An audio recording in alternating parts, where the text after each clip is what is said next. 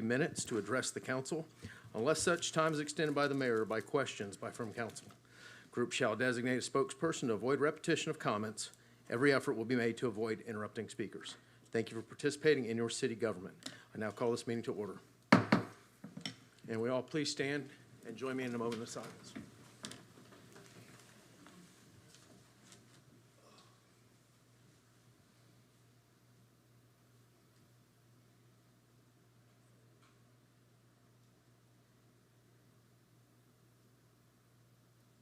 All right, thank you. Please join me in the Pledge of Allegiance.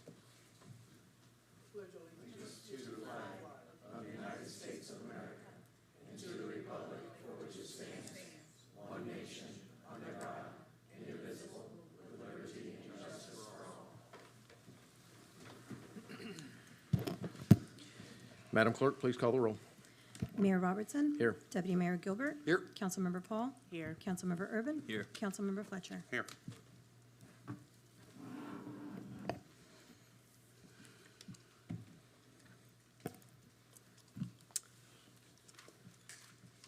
All right, and there are no presentations at this time. There's no consent agenda at this time. And we're going to go ahead and do the Citizens Forum. And first up, we have Mr. Don Gray.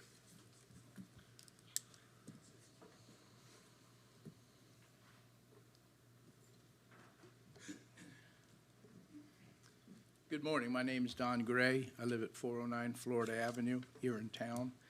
I appreciate this opportunity to address the commission one more time. As a citizen of this community, I object to my taxpayer dollars going to support this pride event. This is nothing more than a celebration of a sexual preference and an alternate lifestyle. That's all it is.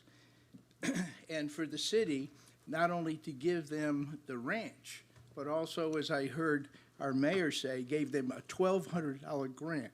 I don't agree with that. That's my taxpayer money.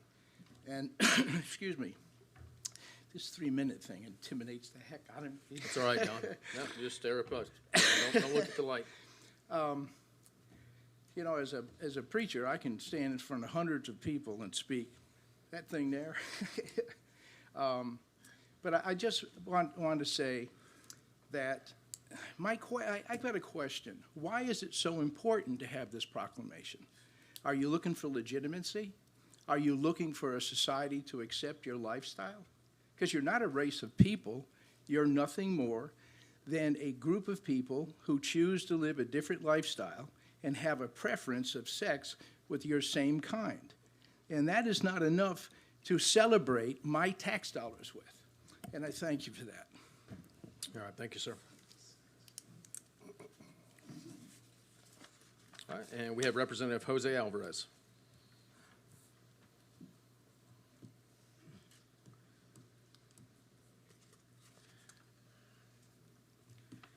Good morning, Mayor, members of the dais, staff of St. Cloud. My name is Jose Alvarez. I live at 2403 Cecile Street in our sister city of Kissimmee. I'm proudly served District 46 as the state representative, and I proudly serve the city of Kissimmee as their mayor. I am here in support of diversity and inclusive. I've always been very proud of this city. We had a mayor that sat right there that was a preacher himself, and he practiced what he preached. He embraced diversity and inclusion. And this is what guided St. Cloud to go in the direction that is going right now, in a positive direction, in an economic development growth direction. And this is what this board, I believe, should be focused on. Not in the few voices of hate. You know, because it's funny that those that brings the little few voices of hate, on Sunday they're all preaching to their creator, because their creator doesn't teach them that. I really would like to see St. Cloud continue in that direction. As a mayor, when I finished my term in 2020, I can tell you that this is actually the first commission meeting that I ever attended and spoke with. because you guys are our future, and I've always made it very clear to everyone that asked me to come and speak in a board meeting that it wasn't my part to do that anymore. But when I see us going backwards in time, it concerns me. Because see, me and your former mayor worked very strong together and very hard together to get St. Cloud, City of Kissimmee, two sister cities, to move forward into the future. And there's so much in that future. But inclusive and diversity has got to be part of it. We all have to be part of it. I think I reminded that to you guys when you visited me in Tallahassee this year. And I remind you what I reminded you that day. When you took oath of office, go back to that time, was to represent the people, not a certain group of people. And then for me to hear from Tallahassee that I heard that LGBTQ community was because they chose to be. No, our creators put us where he wants us to be. And we need to respect that. And with that, I hope that this board moves in the right direction. And I thank you so much for your time, Mayor and members. Thank Yes, you. sir, I appreciate you speaking. And you know, I have a lot of great respect for you, Representative, but I will correct you on one thing. We're not moving backwards in any way. We actually sponsored this LGBTQ event. We've given them a great discount. So we have not gone anywhere backwards. So I just wanted to go ahead and put that on the record that that's never happened. So, And yes, sir. Mayor, I'm Thank you. happy to hear that. Yes, sir. Just like I said, I think it's the misconceptions of Yeah. people saying things in the media and not correcting things in the media. That's what got us to this point. Some people And- didn't do their job. Some people started this sideshow. So And I appreciate apologize your for that comments. going out there. Yeah. I was driving back from Tallahassee yesterday, finishing the people's work, and I found it important enough for me to make my point across to all of you. Thank you so much. Be Yes, sir. blessed. Thank you very much, my friend. We have Egan Carter. Hi, my name is Egan Carter. My address is 2723 Dodds Lane, Kissimmee. I just came here today to express my support and utter joy at the Proud in the Cloud Festival. As somebody who participated as a vendor last year, it was very positive, very fun, and was great for the city of St. Cloud. I hope today that we can clarify some of the things that are being said in the media. It was kind of vague, so I'm hoping the special meeting does that. And then I just wanted to say that Soldier City, City of St. Cloud, was not founded on a race of people either, but on an ideal of inclusion and opportunity. Not all the families in St. Cloud or Osceola County look the same. Not everyone chooses to celebrate diversity, and that's okay. That's diverse in and of itself. But celebrating our families and inviting people to the city of St. Cloud benefits the city and our county, and I hope we continue to do it. Thank you. Yes, ma'am. Thank you. And next we have Teresa Mailhot. Teresa Melhot, 2924 Colby Circle, St. Cloud.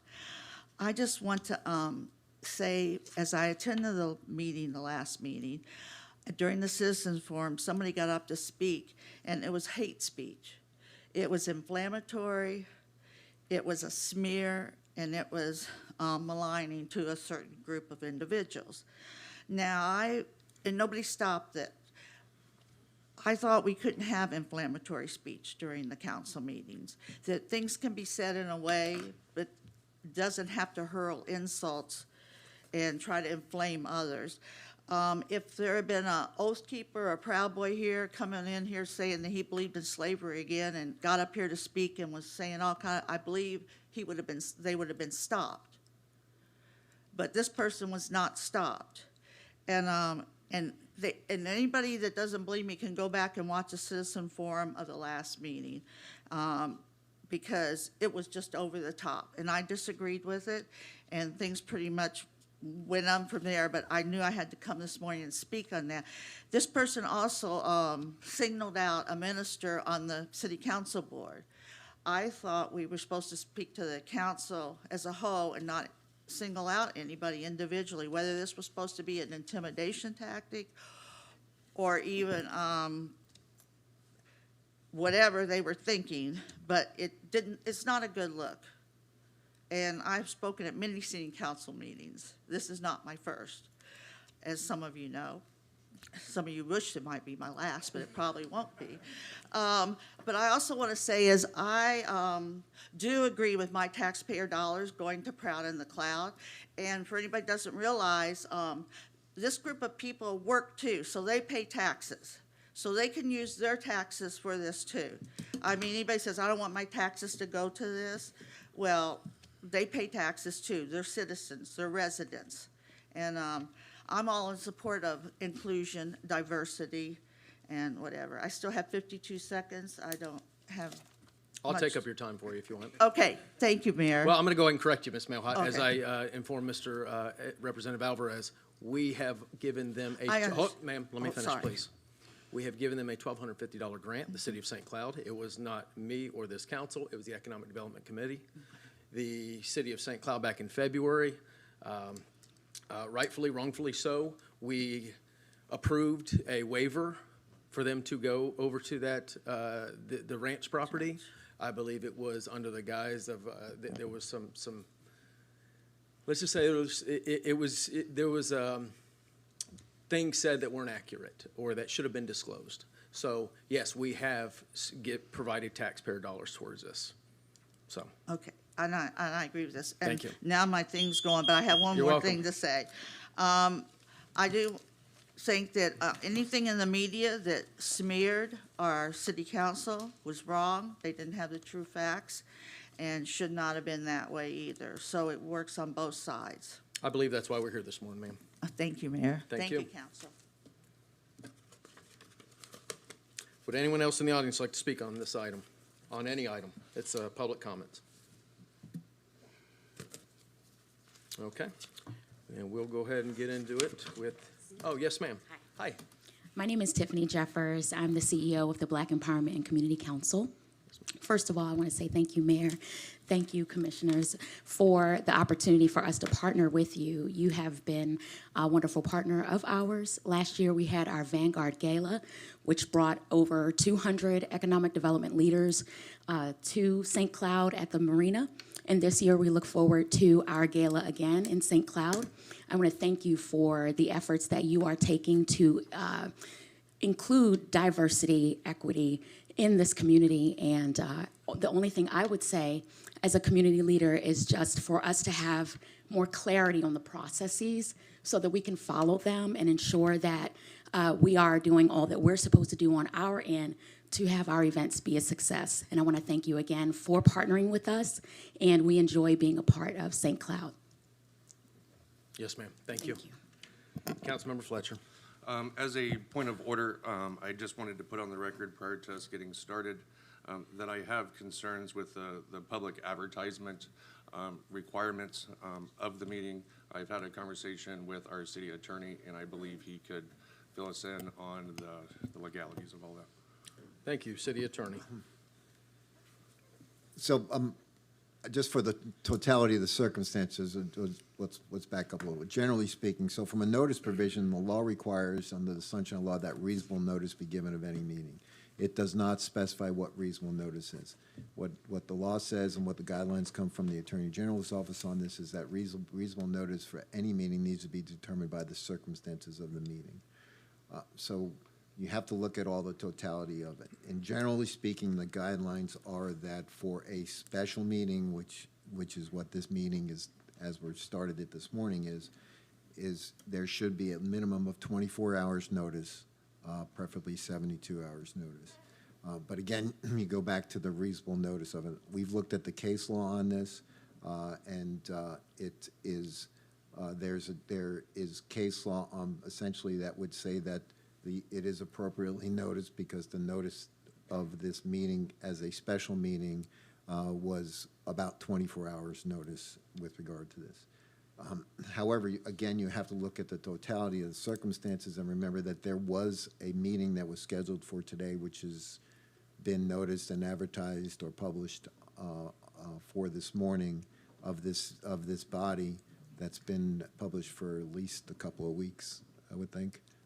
So there was a meeting. So really the change for today's meeting is that you went from a previously notified workshop meeting, which is a sunshine meeting that was appropriately noticed, to now what has been characterized as a special meeting. The distinction between those two meetings is that in a special meeting, the city council can take action. In a workshop, the council can only give direction or discuss items.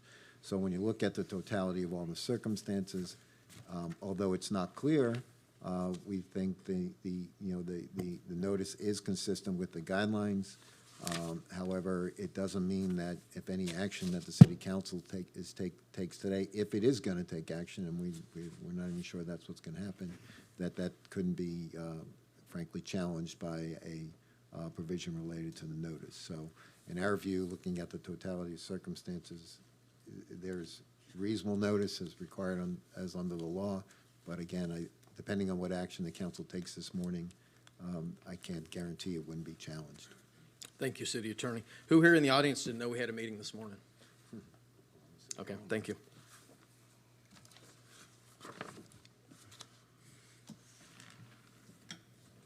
All right, first up, we have discussion regarding Proud in the Cloud event. I'm going to go ahead and start off by saying, as I stated to Representative Alvarez and Ms. Melhot, that the intention of this is not to shut down Proud in the Cloud event. I don't believe that is the intent of any one of these council members. We can't go out there and, the city of St. Cloud can't go out there and sponsor an event, put together the event, lead a group, I'm not going to say an organization, I don't know what this is at this point, to lead them on to saying they can have an event and not. So what I would like to do is ensure that, because there's a lot of questions not answered, that I want to make sure this event goes off safely. That's a concern. These are the citizens in our community and surrounding communities. I want to ensure taxpayers are handled properly, our tax dollars. I want to ensure that our $5.5 million asset out there is protected. When you have 2,000 to 4,000 people out there, and the city manager and deputy city manager, whoever, and they have no idea what's going on up until a week ago, that bothers me down to the core. I just don't think that's how our city should be operating. And so that's why I wanted to have this discussion with you folks today. This event is Saturday. Today is Tuesday? Wednesday? Yeah, sorry, I forgot what day it was this morning. So I think it's important because I feel a lot of balls were dropped in many departments at many levels, at the uppers especially, and I believe we need to take control of the situation and ensure that it's handled accordingly. Any council members have any comments on this? Deputy Mayor Gilbert.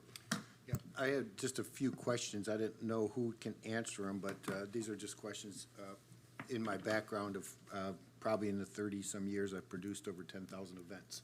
So I kind of have this kind of background that I've worked in with one of the companies I own. The question on the ranch and the special event, and this may be David, may be able, or Scott may be able to handle that for it. We talked about 150 people in the ranch itself, in the structure, but there'll be 2,000 to 4,000 people at the event. I've been to that venue, and it's a beautiful venue. How are we controlling how many people go inside at what time? Or is it a certain 150, or is it rolling? Is it moving? I just don't get the logistics of how you can stop, because it's questioned. It's a special event versus it's a rental, ranch rental. Is the ranch part of the rental for the special event? Is there additional charges for that? And then who, excuse me, Police Chief, I don't mean to put it there, but who polices the people coming and going inside that ranch? Because it is a beautiful facility, and it can't hold 2,000 plus people, but it can hold 100, almost 200, I would think, if you max it out. So that was just one question I had, if you could answer, please. Sure. Good morning, Mayor, City Council, Deputy Mayor, to address your questions. The 150 number, that is specific to the facility rental process. So that would be akin to somebody renting that facility solely for a wedding. This event came in as a special event, which was required to undergo a much heavier, stricter review process. As part of that, to one of your questions there on do they get the ranch as part of it? Yes, that is the facility that they had chosen, so they do pay the fees for the ranch, which they have done. In regards to the process, so just to give a little bit of background on what that process is. So a special event application is submitted to the city. Once the intake is done, staff verifies that the date is available, the facility is available. It then goes through a review process. That review process includes all the departments, so police, fire. They have that application. They review it. They take a look at the site plan. There is then a DRC meeting, different than the planning and zoning DRC process, the community development DRC process. It's just called DRC, which I can understand can be confusing sometimes. During that meeting, the applicant is present, and they meet with all of those departments. Regarding the security of that, that is part of the review process done by the police and fire department. So they see the numbers of people who are there, and they review that, looking at the facility itself, whether it's at the ranch, whether it's at Lakefront, whether it's at a different park facility. They take all of that into account, as well as what the activities are planned. They take a look at the flow of people, the different facilities. And so the police department then requires the applicant to have a set number of officers that the applicant does have to pay for. So the police department, after reviewing this event, felt that for that crowd, that they were required to have 5 officers and 1 supervisor out there throughout the duration of that event. Additionally, there are 2 EMS personnel who are required to be there for the event, which the applicant pays for as well. So all that staffing is done. In regards to your question regard to the internal facility, the overall discussion with the applicant is the majority of this event takes place outdoors. There are some portions of the event that do occur indoors. There are 2 buildings there at the ranch. There's what we refer to as the upper and the lower. The capacity for the upper facility is 371. The capacity for the lower facility is 310. Through the review process, the applicant had explained what they were doing in that facility. And in the upper facility, again, that's a capacity of 371. There are a few activities that are taking place that are rotating through, and they're setting that up for a max of 150 people that will be rotating through from time to time. So that would never be reaching that capacity. However, when anybody rents the ranch facility, as part of that, there are 2 staff members that are included in that. And those staff members are there to make sure that the facility does not go over capacity in those rooms. They're there making sure those things are going along as well. Additionally, you have the fire and police department that's there to address any of those future issues that may occur. Thank you, Scott. I may call you Scott. Is that okay? Please. Okay. There's a proper protocol. And you said 300 max, but you're putting tables, rounds, or theater-style seating, so that it lowers the capacity. So Correct. 150 is a good number if you're going to put. Correct. From what I understand, there's going to be bingo going on. Correct. And that requires tables and things Correct. like that. So And that's why they're 150 limiting is it. That's a good number, I would think, because when you put a table and chair, it takes away some of the Absolutely. capacity for people. I'm not sure, and I don't know who to ask, because I've asked this. We had given a grant, as the mayor had mentioned, to what I believed, and it was through the DRC, is a nonprofit organization. But I've asked who runs this nonprofit, and it wasn't a nonprofit, now it's a group of people that are applying for a nonprofit. I could be wrong, but I'm just trying to understand. When these proceeds are done, when the event's over, where does the earnings go? Where does that pile of money, if it's $5 or $500, where does it go? Because it's not going to a nonprofit, because they've admitted they're not a nonprofit. Does it do the people that organize the event, which we didn't get an answer during the last council meeting of who those people are? Do they split up the money? Do they, Sure. you get 50, you get 50, everyone gets 50? I don't know. Right, and I think I can address some of your question. I think there may be some people here who can address additional parts. So I think you are now talking about the grant through the DRC, through the EDC. Right. Okay, so that is a separate process that doesn't pertain to this specific event. Right. But that grant process, the procurement director, Leslie, may be able to speak to that a little bit more, but that grant was done through the, have it here. If I may, I believe we have the consultant that's online, and the center was the applicant for both the special event and for the grant. So the nonprofit was the applicant. They are partnering with the other group. But they're listed as the applicant on the special event application that was processed once the facility location moved. And they're also the applicant on the grant application, and we had a certified fraud examiner review the application, all of the applications, the entire program. He established it, and he's on the phone, ready to speak. I'll ask him questions if I need to, but that's it. So it's the nonprofit that I believe. That's correct. Yes, sir. That's great, because that's all I was looking for, is we're granting money to not NPOs, so I'd like to see those Yes, funds sir. go to that NPO, whoever it is. Right. There was a lot of different titles in these applications, a lot of different names. I just needed clarification. Yes, sir. So thank you very much on that. We had talked about this being a large event, which it is. I hope it's very large, and I'm hoping it's the most successful event at the ranch, because what a way to have a wonderful event, advertise the city of St. Cloud, all that we have to offer, and with the capacity that's going to be set forth. What was the other large event? I'd asked this question, and people said there was an event like this that was large. There was one large event that was held a year ago. Stephanie, do you know the name of it? That event that did have a number of problems that occurred during that event, and the process that since that event was some of those lessons learned to make sure that those types of problems do not occur in the future. Part of that was the additional police that are required. In fact, the police department were requiring a little bit more than what they would have typically and had done previously for this event. And the new code that the council had approved, all of those things have been corrected, making sure that the site plans, all of that is part of it, because everybody understands what happened during that event. Aaron, do you recall what the name of that event was? Hi, good morning. Erin Jenks, Parks and Recreation. I don't recall the exact name. I know it was a Latin festival that took place at the ranch, and it was a couple years ago, correct? Thank you.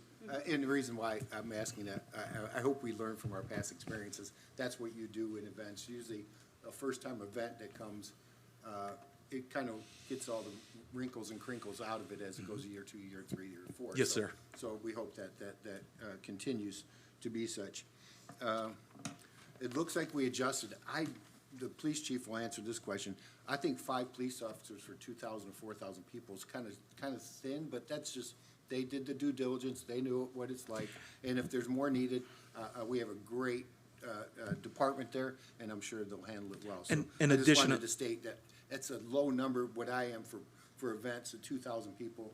It's usually the ratio is a little bit different. Right, and additionally, just so everybody is aware, Proud on the Cloud, for the event itself, they are providing 40 volunteers. They have 10 staff.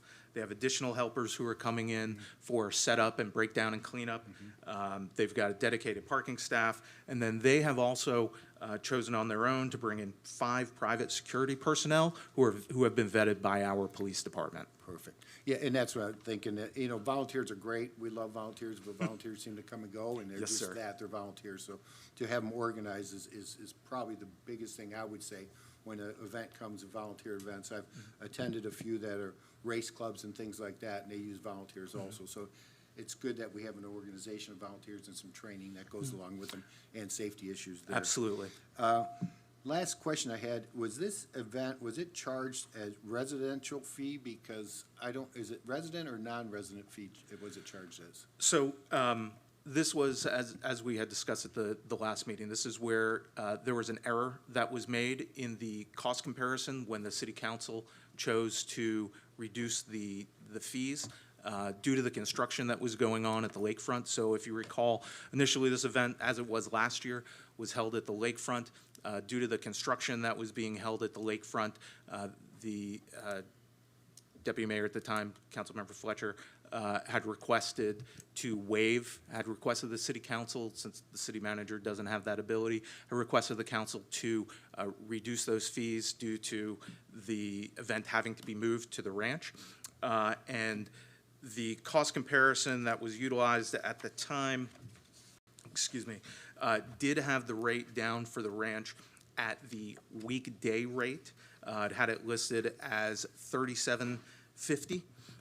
However, the correct amount should have been the weekend rate, which was $47.50. So what the council then, the difference between there, I'm sorry if I can interrupt. His Please. question was if it was the non-resident or the resident rate? The Oh, rate it's was the non-resident rate. It was what the rate? non-resident rate. That was my only question. Yes, I'm sorry. I Because. I- focused on the weekend rate. No, Excuse me. and again, I knew that that we had to adjust because it was first billed at a weekday. Yes, and sir. it was weekend, I got that. But I just want to know. Was always if the it was non-resident resident rate. versus non-resident, I think it was $5,000 or something for non-resident. I'll review that, again. Just because of all my investigating in this, I haven't found any of it to be residentially, organized. It's from the Orlando group, so it's not a resident that is doing this group. It'd be a non-residential rate. Correct, and that That's the everything only was, thing I everything was asking. done at the non-resident Okay, rate. and that's all I was Yes, sir. asking. I just wanted clarification on that. Scott, thank you for everything, your hard work, and the Parks and Rec staff, the police, the fire, everybody. This event, although we may seem it's a little controversial, it's going to be huge. It's going to be great. It's going to be fantastic. It's going to be the most awesome event on the ranch, and I look forward to participating, and yes, I'll be there. I yield back to you, Mayor. Thank you. Scott, hold on a second, please. You created this email, this explanation. I mean, there's a lot of reading. Deputy Mayor Gilbert just asked about the resident, non-resident. Where do you get those numbers from? Those are the fees at the time that the application was submitted. The one you gave me, this. You gave me this. This is the same document, the ranch. It's got the price. It's got everything on there. So the fees were updated Thank you, by the City city Manager. I'm council. asking the Deputy City Manager. Thank you. Ma'am, or sir. Mayor, I'm Ma'am, per the charter, please, I'm allowed call to of order. participate in Yes, every I'm not- conversation. Yes, per the ma'am. When I charter. recognize you, yes, ma'am, you can hit your light. But right now, I'm speaking with the Deputy City Manager. Sir, these numbers, are they from this sheet that you provided to me? Yes, it is. Those are the rates for the ranch as of when you had requested those. However, this application was submitted prior to the new fees, which is what you have there in your hand. Those new fees went into effect. The council approved those on May 8th. Okay, so these are not the fees that we charge them. They were the, Where do we get the fees from that we charge this event? That's where I'm trying to Sure. understand. So- What document is it coming from? Is it from this? This is what you sent me, so that's where I'm. correct. So they were, if they had rented the ranch, if that was their initial fee, if the initial application was for the ranch, their full fee for the ranch would have been $47.50. That would have been the price for the non-resident weekend rate. What you're looking at there is the current ranch rates. Right, I asked for the application for what they filled out. What you provided me, I asked for what they filled out. Yes, sir. These are the rates, because it says the non-resident, or it says resident was $37.50. So these are accurate numbers as to what how they're paying, right? This is where you got their numbers from, this Right, document. but they paid based on city council's approval during the February meeting. They paid the same amount that they would have paid at the lakefront. Right, but you're basing it off of this in comparison, so when In the comparison, yes, sir. In the comparison, because you sent me all of Yes, this sir. information. Yes, sir. I couldn't get the city manager to send me anything, so that's why I asked you. So that's where you derive that $37.50 from, this document. Yes, sir. So then you're now deriving the other number, the $46.90, from this as well.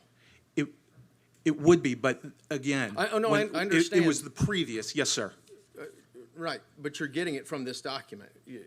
We agreed We're getting to- it from the document that was, at the time they submitted the application back in Yes. February, that is where that number came from. There is a different number now, which is the document that you have in your hand, where it says, for a. And that's why I asked for the actual application that they filled out. And I still can't get that. So that was provided in the information that was sent to you on Friday. Just a couple days ago. Okay.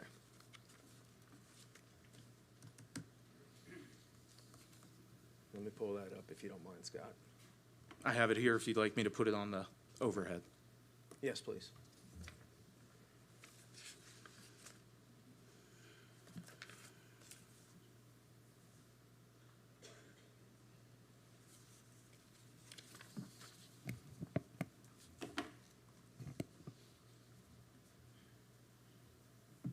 No, where's the fees at? That's I on mean, I the- see what was typed in there, but where's our document? When we provide a document to people that want to rent the facilities, what do we provide them and say, this is what our fees are? That's just a form. This is actually what they had filled out. No, I want to see what do we base our numbers from? Like, where are they coming from? From the city's fee schedule. Where's that at? The one that they went off of? At the time that they applied, where's that fee schedule? That is available online and in a, We can. we can certainly get If I that have for to go you. online while we're in the middle of the meeting here, I'll go ahead and do the work. But would've again, been the Mayor, what's previous- online Give me a is what second. the current fees are, not Okay. what the And- fees and- were at the time. And that's what I asked for. So we don't have a paper document. They were not sent a document stating these are the fees. Back then. I would have to ask, So we increased the Staff that. fees between May and now? Yes, sir. Okay, so where it says on this document that you sent me, I'm going off just what you sent me. absolutely. I mean, so you Yes, got, sir. and there's no date on this. It doesn't say as of this date, this is why it's this fee. So I'm just going off of what you sent me, what I asked for, and it says non-resident weekend rates, $5,565. So that's what I just want to make sure. Mm-hmm. These are different numbers than what they were at the time that they applied. These are different numbers. yes, sir. Okay. Now, what language changed in the sentence about any event over 150 will be subject to a special event permit fee? You argue that it's a special event. That's correct. At that time, so this kicks it up to a special event, so therefore an additional staff person per 75 people.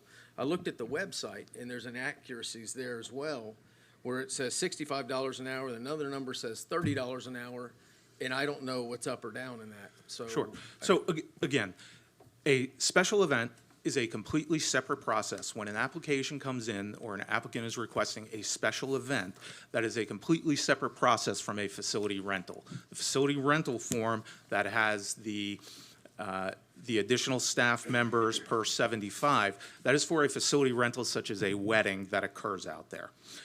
There are staff, when we reviewed everything, there are errors in there additionally because our code says anything above 250 is classified as a special event. So if there were an event that had over 250 people, it goes to the special event process. The special event process is a much more stringent, stringently reviewed process, which requires police, which requires fire review, which requires a safety review. Many of those changes were just adopted by the city council.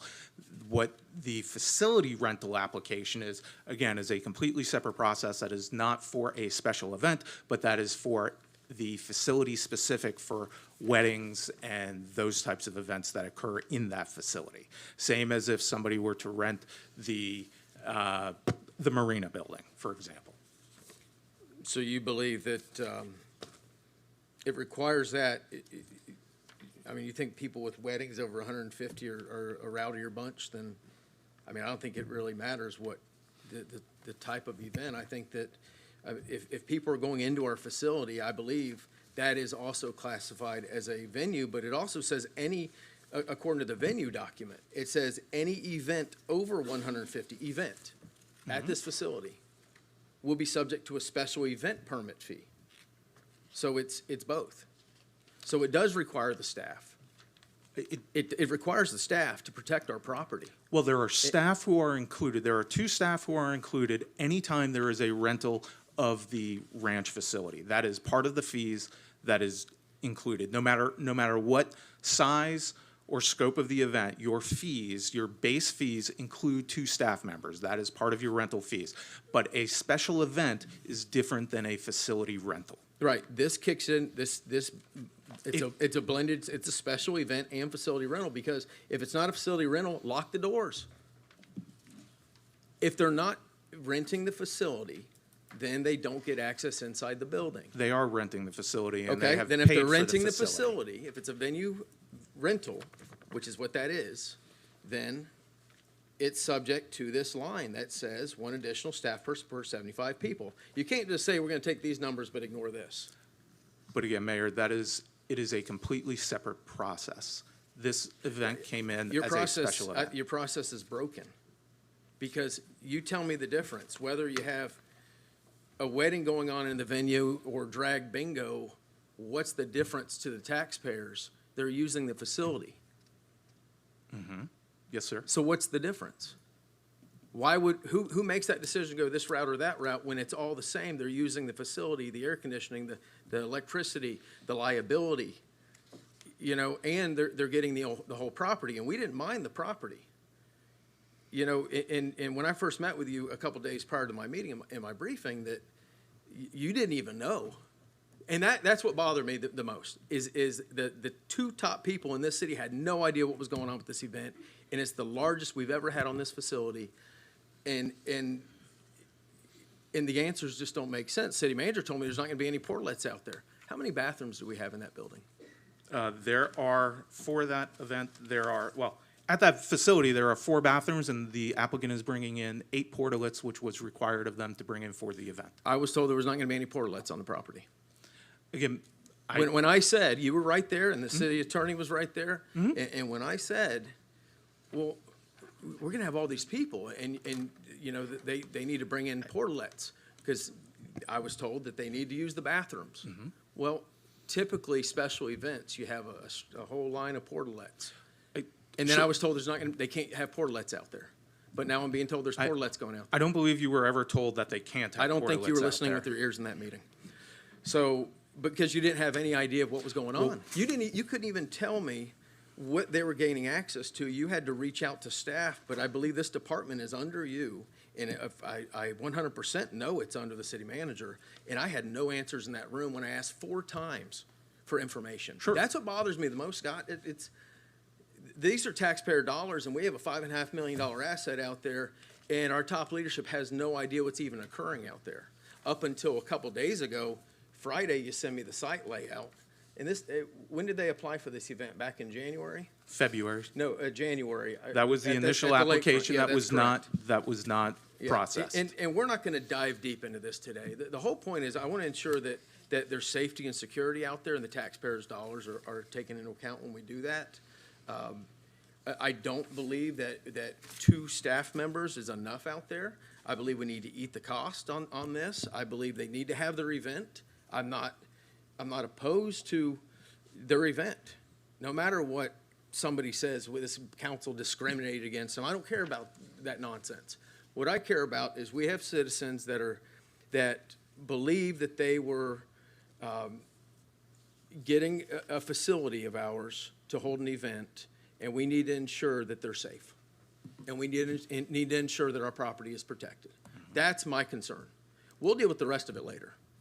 The process, the failures, whatever. We'll go ahead and handle all that at another time. But I do believe, council, that we do need additional staff members out there. I'm sorry. There needs to be more eyes and ears. And I'm not just talking about police officers, because if you've got 2 buildings, when you say the upper and the lower, is that where there's a big walk-in cooler? Is that the lower? Yes, Okay. sir. That's what I was just assuming, that the upper and the lower. So we're going to have at least 2 officers in there, right? They are patrolling throughout the entire facility. Okay. It's a lot of people out there. How many people are going to be out there? Their max attendance that they have indicated is 4,000 people. And again, Mayor, this is something that the police department has reviewed based I on understand their that. experience. And I of 100% have confidence in our police chief and that police department. I just don't think that our staff, we need more staff there. We need more eyes and ears out there. And it's not just that group, it's any group that's out there. We have to protect this asset. And that's not the police department's job. The police department's job is to protect the citizens. Our job is to protect the asset. And there's a liability out there. You're saying there's 4,000 people. Well, I just don't think that we've got enough. And council, thank you, Scott. That's all the questions I had. Council, do you have any comments on staff? I think we need to come up with something here, because I don't feel comfortable.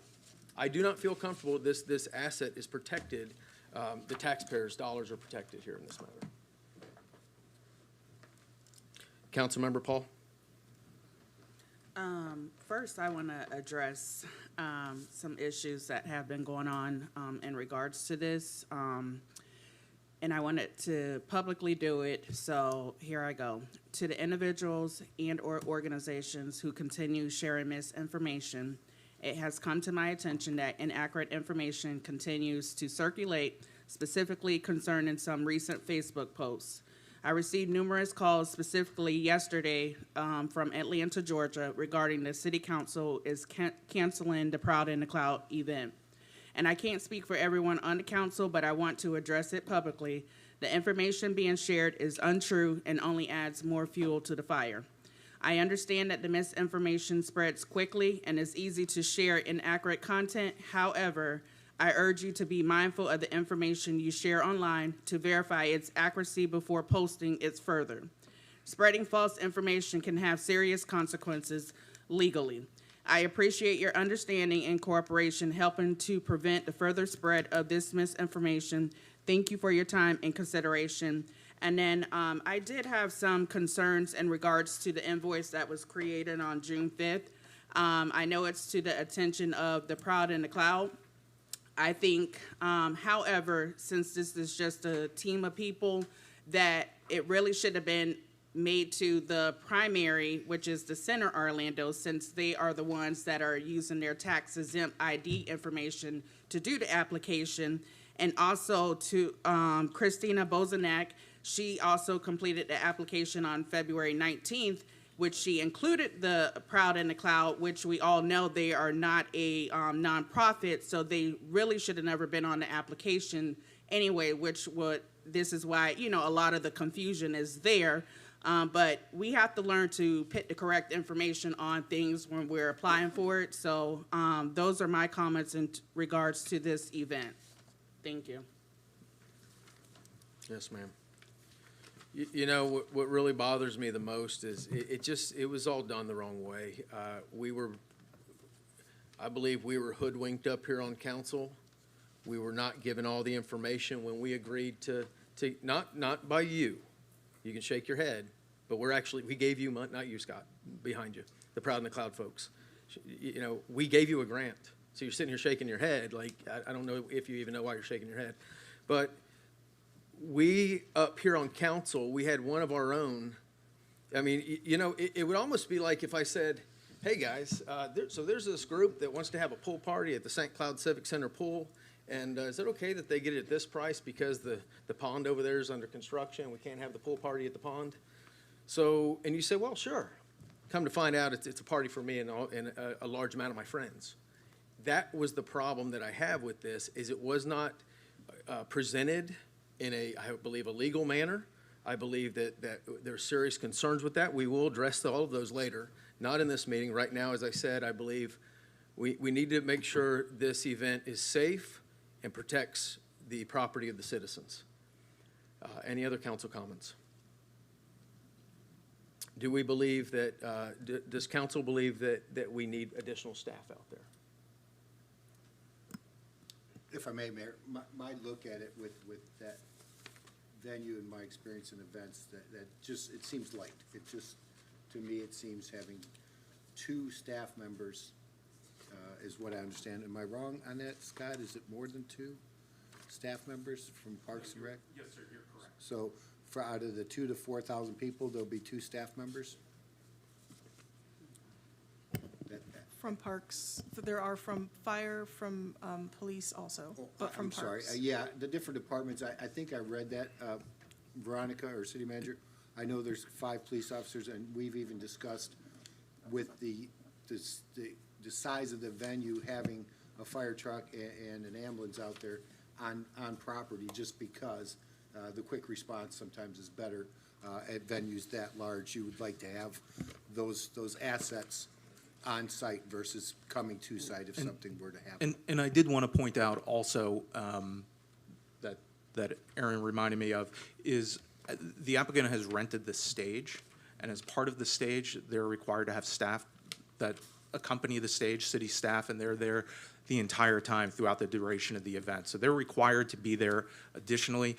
That's for the stage, because of the insurance requirements and the operation of the stage, but they do have to be there. So even though they're not specifically dedicated to that portion of the event, there are 6 additional staff members that are there specific for the stage. So we're up to 8, from my understanding, we're up to 8 now. That's, 1 per 500 maybe? Yeah, I'm just looking, I'm trying to picture it, and I apologize for doing this in public forum, but I'm trying to picture it through the experience I had, and when you see the 2,000 to 4,000 people, that's a lot of folks. And if something goes wrong, it goes wrong pretty quick.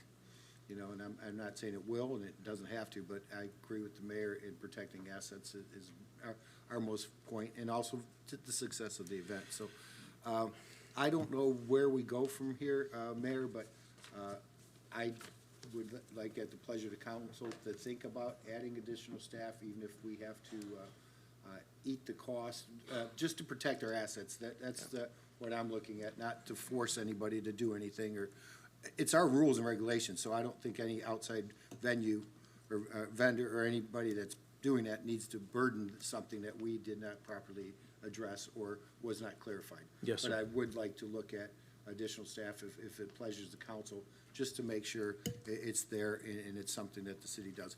That's just my opinion. I'm one of 5 up here. I'm just speaking from experience of, that's one of the companies I own. We do trade shows, conventions, corporate meetings, corporate events for the last 36 years. So that's the only thing I'm thinking of. So I would say you're an expert in that field, and something I'm not, but I do know that's a lot of people going out there. I'm retired, by the way, so. Councilmember Paul. How many more staff members can Parks and Rec add? You can ask city manager. She'd probably be the one to. I would ask for Parks and Rec staff to address that. Because availability-wise, it's short notice. If I got to put a Parks and Rec shirt on, I'll go out there myself. I can get one for you. Stephanie Holtkamp, Parks and Recreation Director. 2XL. Mayor, council members. Yeah, we can definitely add additional staff members out there. I do want to caution you, it's summertime, summer camp. So to be completely transparent, there will be probably some overtime with that. Councilmember Fletcher. Can you explain the insurance requirements that is required of a special event applicant for them to cover for a venue, please? Yeah, well, I'm going to have Erin Jenks come up and answer the insurance question. She's more intimately involved with that. Yeah, right now, I'm going to stop. Instead of sidetracking to insurance, we're talking about staffing the event. Insurance is an after thing. That's if after an accident happens, we need to be concerned with that. Right now, we need to ensure and take preemptive action. So are there staff, point of order, I'm talking, you already, No. stop. I want Stop. my question Order. answered. Councilmember Fletcher, Okay, I'm going to here warn we you go. once. Okay. Stephanie, Yes. are there going to be available staff members at some, do you think we can get some? Point of order. I would like. Okay, thank I you, would- sir. No, point of Sir? order. Point of No, order. sir. I'm going to warn you I one more time. want my question answered. Sir, you need to stop. Oh, we're not. Control yourself. Okay. Yeah. Control okay. yourself. All right. When I acknowledge you, I will. I'm talking to the Parks and Rec director. I asked. Right now, You sir, acknowledged me, and I Ma'am. want my question I didn't- answered. You've already. Mayor, we'll get into that. I asked a question. I Stephanie. want it answered. You acknowledged Is it- me. Council, I are want we a able majority to- vote to be able to speak. Are we able to get staff there? Yes, we can get Thank additional you. staff. Councilmember Fletcher, you may speak now. Can you please detail the insurance requirements to protect the asset that are required by the applicant?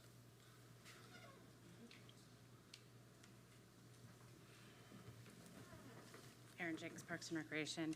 We do require a certificate of insurance. I do not have all the details available at this time for you. I know it is up to $1 million that they have to, or 100,000. Again, I don't have all the details. I can definitely get that for you, but it does go through our risk management department and human resources, and they ensure that we have the correct insurance on file.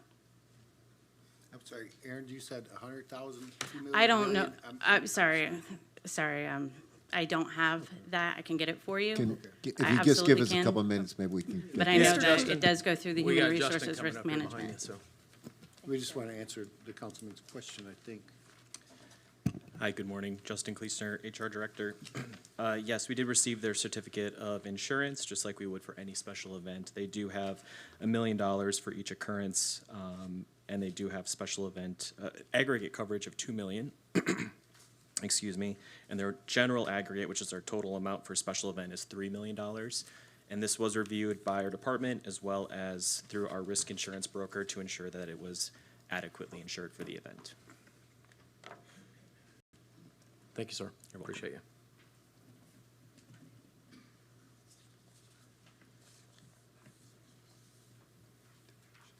you. Okay, council, I would make a recommendation that if the Parks and Rec director can get additional staff, that we get 10 more out there. I believe it's appropriate. We're going to take a loss on it, unfortunately, but I think we need to look at the public safety and protecting the property first. So I'm going to go ahead and make a motion for the Parks and Rec to go ahead and add 10 additional staff on there. I'm going to second that, but I'd like to ask council at their pleasure if we start to put verbiage in with numbers to add staff to because I was confused because it's a special event versus it's a rental versus, it's still 2,000 to 4,000 folks. You can slice it and call it anything you want. With that many people, I think we need to have the proper amount of staff. And I understand there's 2 and 6 for the stage, so that's 8.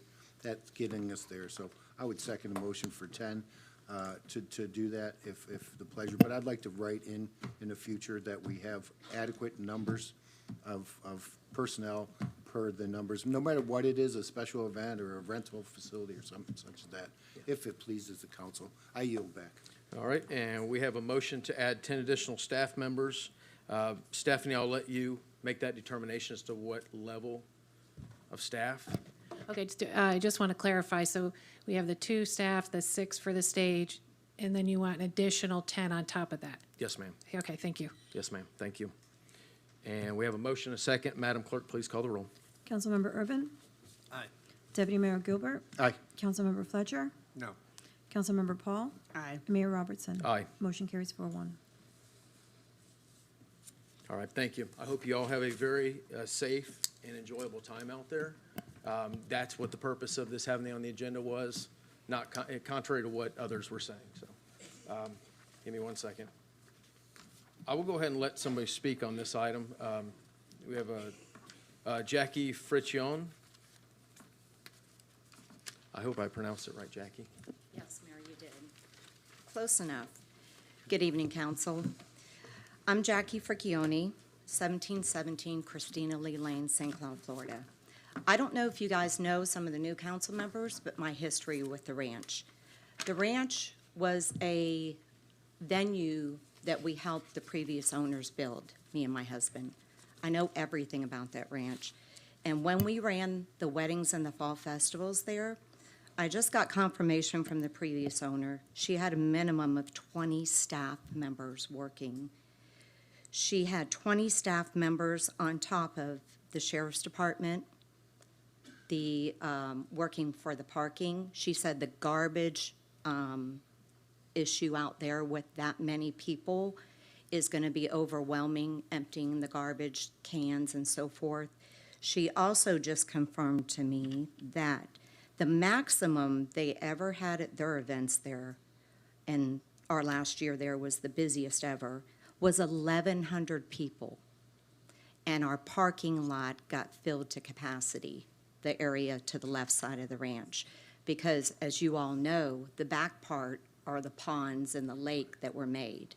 So 1,100 people was the maximum we ever had there on the Saturday and Sunday of the fall festivals that we ran for many years. The bathrooms, we built 3 in the Red Barn. There were 3 bathrooms. One had to be handicapped. The portalettes, when we ran fall festivals, we had to have massive numbers of portalettes scattered throughout the venue for convenience. We had to have a lot of hand washing stations. If there's food being served, if there's food trucks, you have to have hand washing stations, especially when you're talking a petting zoo. You have to have the kids being able to wash their hands.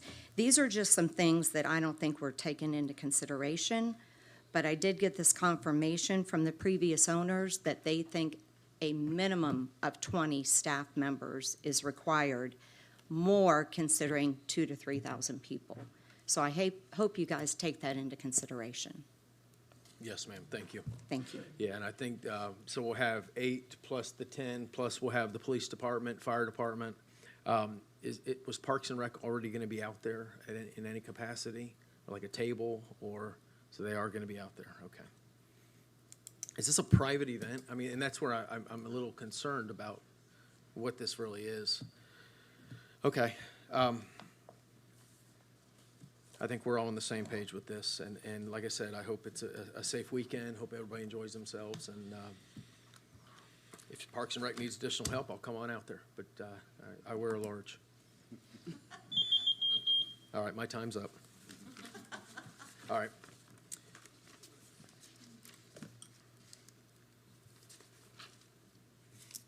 All right, next up, we have discussion regarding Toho billing.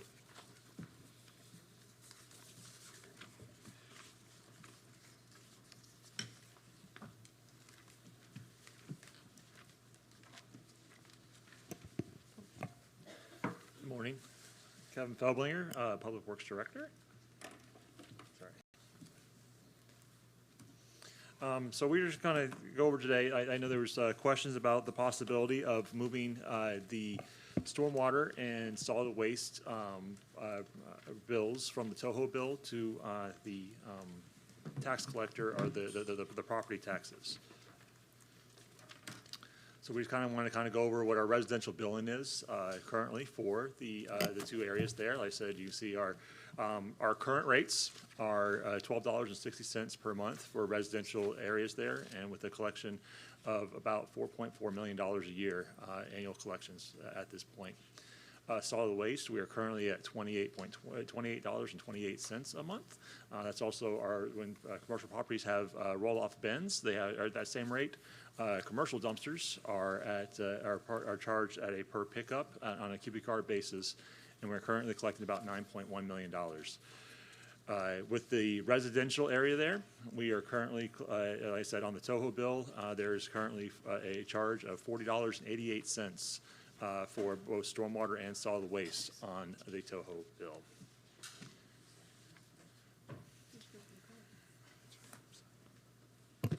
Yes.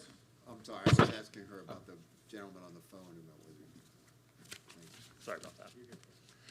And so, like I said, so as we talked about, like I said, there is also commercial billing that comes with the dumpsters. As you can see, the different size dumpsters have different rates for every time that we go ahead and we pick those up. We have different rates of there. We have some people that we only pick up once a week, and we have some people we pick up 6 times a week. Like I said, and so like I said, so the rates are based upon per pickup, depending on the type of businesses. You have different rates there, and so we just want to kind of just kind of show that. And but like I said, but that does, as we are providing a rate for people to be able to have different pickups and different size dumpsters, that does require us to have quite an extensive billing process for each one of our commercial properties.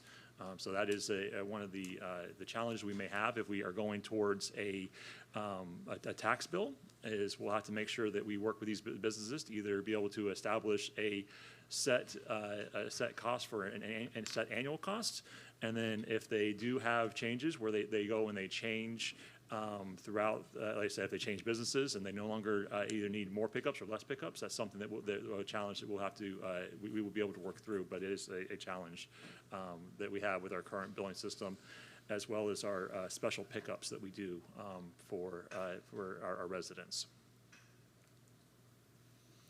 kind of our Toho process right now. Kind of some of the highlights of it. It's our current method, like I said, is the way that we're currently able to do it. When new houses or commercial properties come online, we're able to immediately start be able to bill them for these services. Some of the challenges like I kind of alluded to before is it is a manual billing system for a lot of our commercial properties and also our special pickups. Like I said, as part of working with Toho, we get basically quarterly payments from Toho as part of our interlocal agreement we have with them. So there are some delays in the revenues that we receive, but we do receive them. There are some of the areas that do not have water and sewer there, and so like I said, so we have some challenges with that are billing. Like I said, when we bill them for we have a hard time sometimes collecting those because those bills, if the residents are not paying those, we don't really have a really good way to be able to collect those, with the exception of having to go to collections, that sort of stuff. If they have water and sewer, like I said, Toho has the ability to be able to work through that process through restricting services. I said, once again, the next bullet point there is about past due and uncollectible billing. We did have to write off some fees recently. I think that was a council meeting or two ago where we had that went forward. And then also we have the area of when snowbirds are here, the people that come here during the cooler times and then go up north during the warmer times. They have the ability to be able to turn off their water and sewer while they're out of town, and so we're not collecting our stormwater or our solid waste from those areas.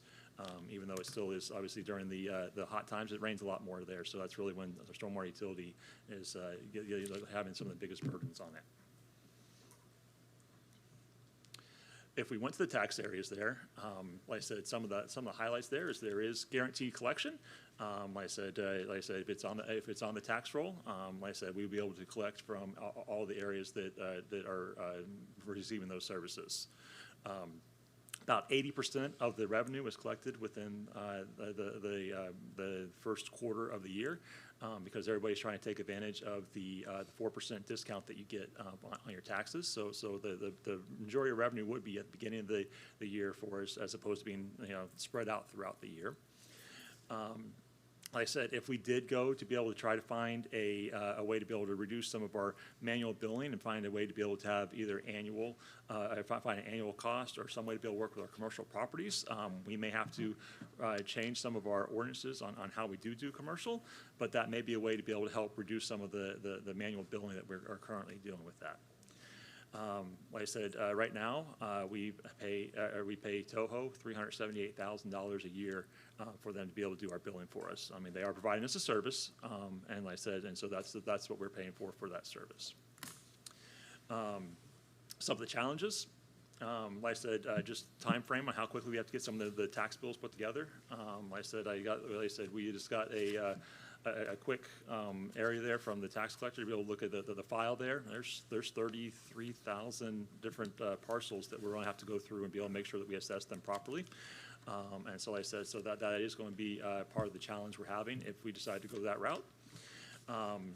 I said we definitely would want to make sure we do an extensive public outreach campaign to allow people to understand the change in the way we are billing. It's not, like I said, that it's just it's a different way, because right now everybody's paying with part of their water and sewer bill, and this one would be as part of this going on the tax bill, people would be prepaying for the year. So like I said, if we go this route and they pay in October of 2026 is when they would be assessed, but they would pay for the October 2026 all the way to September 30th of 2027. As we talked about before, there is an early payment credit of 4%. A lot of people do take advantage of that. Like I said, we had estimates of, like I said, 80%. Like I said, with the 4% of our current revenues, like I said, I have a range between $400,000 and $540,000, because if everybody took advantage of the 4%, it'd be $540,000. But not everybody does. So that's why we kind of had a range there of revenues that we may lose by putting it on the tax roll. One of the areas there we were talking about is about new construction. As people come online, like I said, if they come in, if they were to come in, if we were currently in this process, and somebody actually built a house today and actually moved into their house, got their CO. They really wouldn't be, and since you do prepayment on the tax bill, you wouldn't be paying for it until October 1st. So they would actually receive services from today till October 1st, and not really pay for them. And so like I said, so that is one of the challenges that we would have if we move forward with putting this on the tax roll. I already talked about the 33,000 parcels, and then, like I said, and then I was talking about some of the different areas that, like I said, that how we would address our special collections and our commercial properties. I discussed that earlier. Some of our biggest challenge we'll have during our first year is because of the amount of work this will take to be able to do the initial tax roll. Like I said, I spoke to one of our consultants, and they gave me an estimate of between $15,000 and $30,000 to be able to help with the assistance, to be able to get those files done correctly.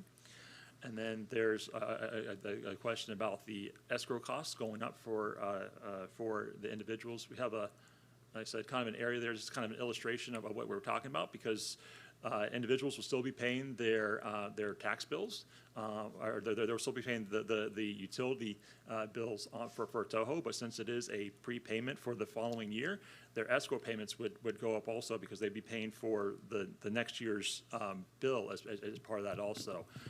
And like I said, you see the difference in cost is if we decide to be able to recapture that 4% early tax payments, if we were to recapture that for the areas there, that's why you see the differences in the bills there, because like I said, the Toho bill and the escrow payment there's a 4% difference if we wanted to recapture that, if we wanted to move forward with putting this on the tax bill and still not impacting our revenues that we are collecting for the services we're providing.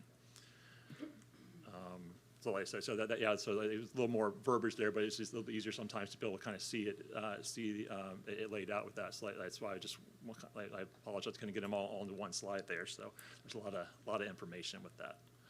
So like I said, but that challenge there would only be during the first year, because once we go to the tax bill, that would come off their utility. So it would just be that first year where you would have that kind of double payment there, because of just the way the differences are with how the collections are going.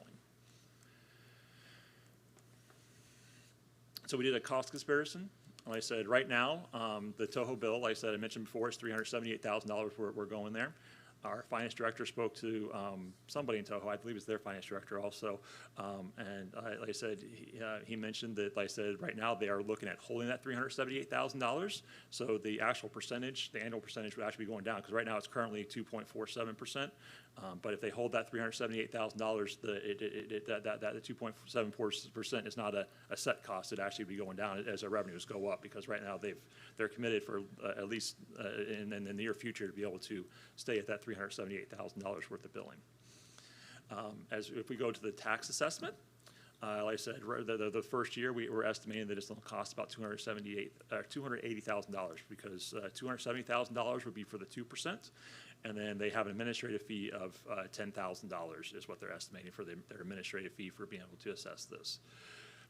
So just a direct comparison, the tax bill is, like I said, is a little bit less as with current revenues.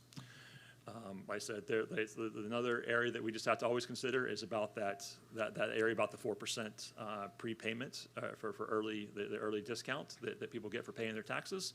And once again, that's the $400,000 to $500,000 there for early payment that we would our revenues our possibility are there. And so it's just, if we do move forward with that, we'll have to consider whether that's an acceptable loss, or if we would want to adjust our rates to be able to make up for that 4% discount. And with that, that's kind of the summary I have for everybody, and I'll be glad to answer any questions. Is that the transfer station? Yes, sir. Yeah, like I said, Andrew took a picture of that a couple weeks ago, so I had to put it there. Yeah, no, I know the city's investing some money in fixing it. I know that's been an issue out there, and I've been in line there for many times myself these past couple weeks. But all right, I'm good. Deputy Mayor Gilbert. Yeah, thank you for that presentation. So the figures say it's costing us over $1,000 a year to do billing per because 33,000 parcels and 378,000 cost, that would be, you know, $1,200 or $1,100 a year. It's 33,378. I think that's $10. $10 a parcel, like I said, because I think right now we're in the high 20s of actual customers, but we were looking at it because of the overall parcels we have it, because like I said, the parcel projects we get from the tax collector is different than the current customers, because that includes all of our vacant lots also that we would have to go through and be able to do that. So there is a difference between our current customer base and the parcels we would have to address. I just, for clarity. Yes. City manager wants to add something to the conversation. Okay, I'm sorry.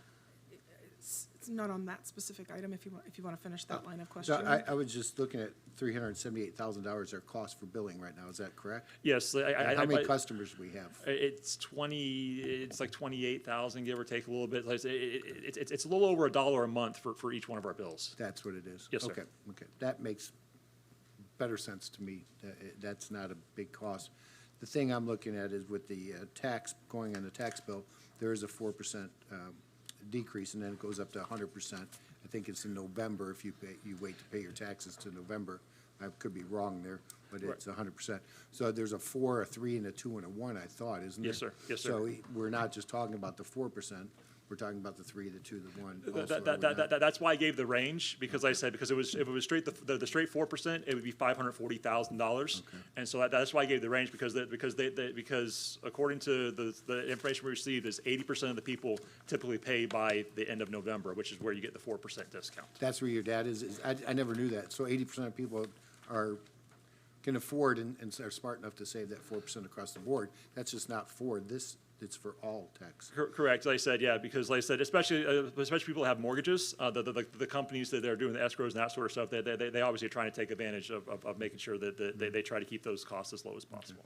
Yeah, I don't know, and the council may tell me, but I don't know if $10 is that much to continue what we have.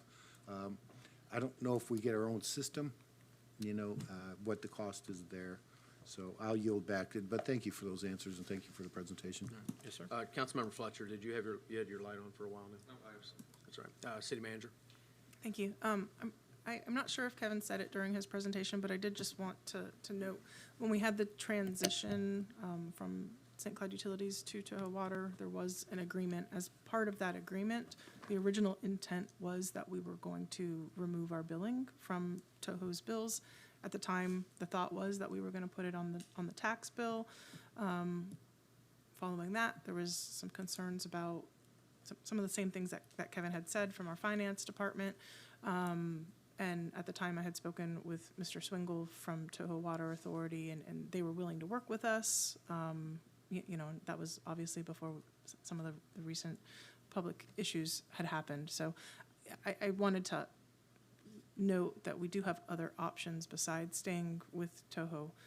If at the end of this, if we could just kind of get council's decision, if you do want us to move away, if you like the idea of the tax roll, and otherwise we can look at there are other billing companies that can do it for us. We can buy software and get additional staff. There are those other options. But I did want to highlight that the original agreement with Toho was that we were going to separate that function. Can I make a comment on that? Yes, sir. But Kevin, you mentioned something that I thought stuck pretty hard, is that we don't have any recourse. But if it's on Toho's bill and it's not paid, they can kind of shut off the services. Is that not correct? And what do we have to say if you don't pay that bill if we take it on ourselves? What recourse do we have for non-payment? I'm sorry. Well, for stormwater, it's kind of hard to stop the rain. But for solid waste, we could remove the cans, but people still are creating the waste there, and so there are concerns that if they don't have a garbage can to put it in there, that it's a possibility that they may go dump it other places also. And so like I said, so it is definitely is a health and safety concern whenever people do not have the ability for us to be able to pick up their refuse. And I really like that funny, only the Lord decides when it's going to rain or not. Sir. That was pretty cool. I yield back, Mayor. Councilmember Urban. City manager explained it pretty well. We did agree with Toho to eventually get our cost off of their bill when we entered into the original agreement, so I'd like to find a way to do that somehow. I understand there are challenges with putting it on the tax rolls as Kevin had just spelled out here, but I would be open to looking into our own separate billing system and maybe some cost into that. Something that, I'm a guy that's got everything on direct deposit or auto pay, and I just, set it up and forget about it, but that would just be me. All right. City manager, do you have more? Yes, comment? thank you. I also wanted to highlight, we used to have these on the electric bill that's done by OUC.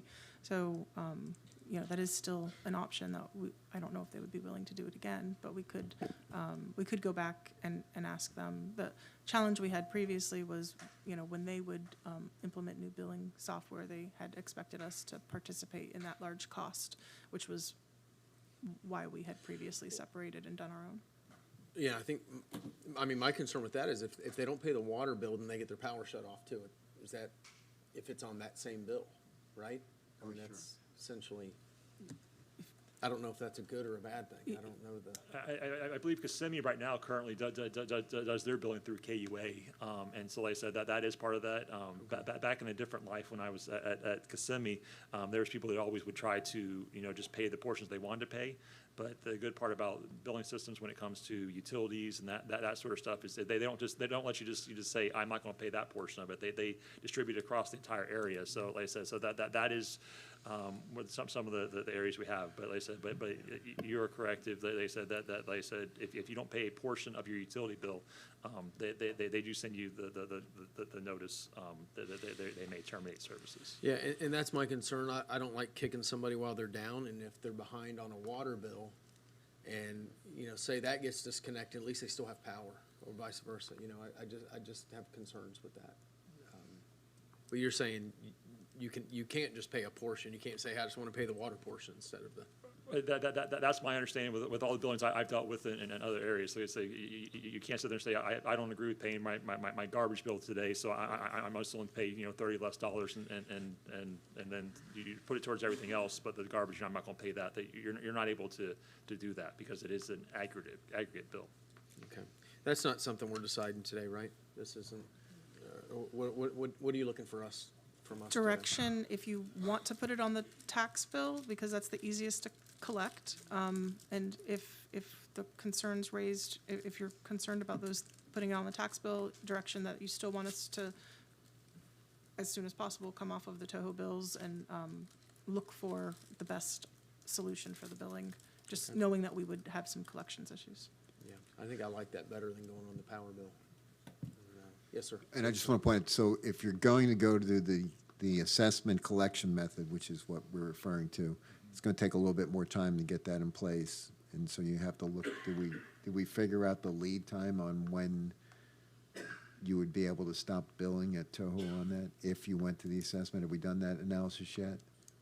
My understanding is if we were going to move forward with this, we were going to move forward in next tax for the tax bill of 2026. Which means that the payments wouldn't be coming in until the fall of 2026? Well, but from, like I said, from my understanding, talking to the finance director, he's not here today, but like I said, but he was, but his conversation with Toho is that they in their conversations, that Toho was not opposed to us being able to stay with them till September of 2026. Okay, and the reason why I point that out, because that process will require further public hearings in front of the city council to be able to implement that. So if that's something that this council wants to provide direction on, we can work, staff obviously can work both paths and then bring back more information to the council, but we would, if you are, I'm not asking for a decision on it today, but if you are inclined to consider what is referred to as the special assessment process,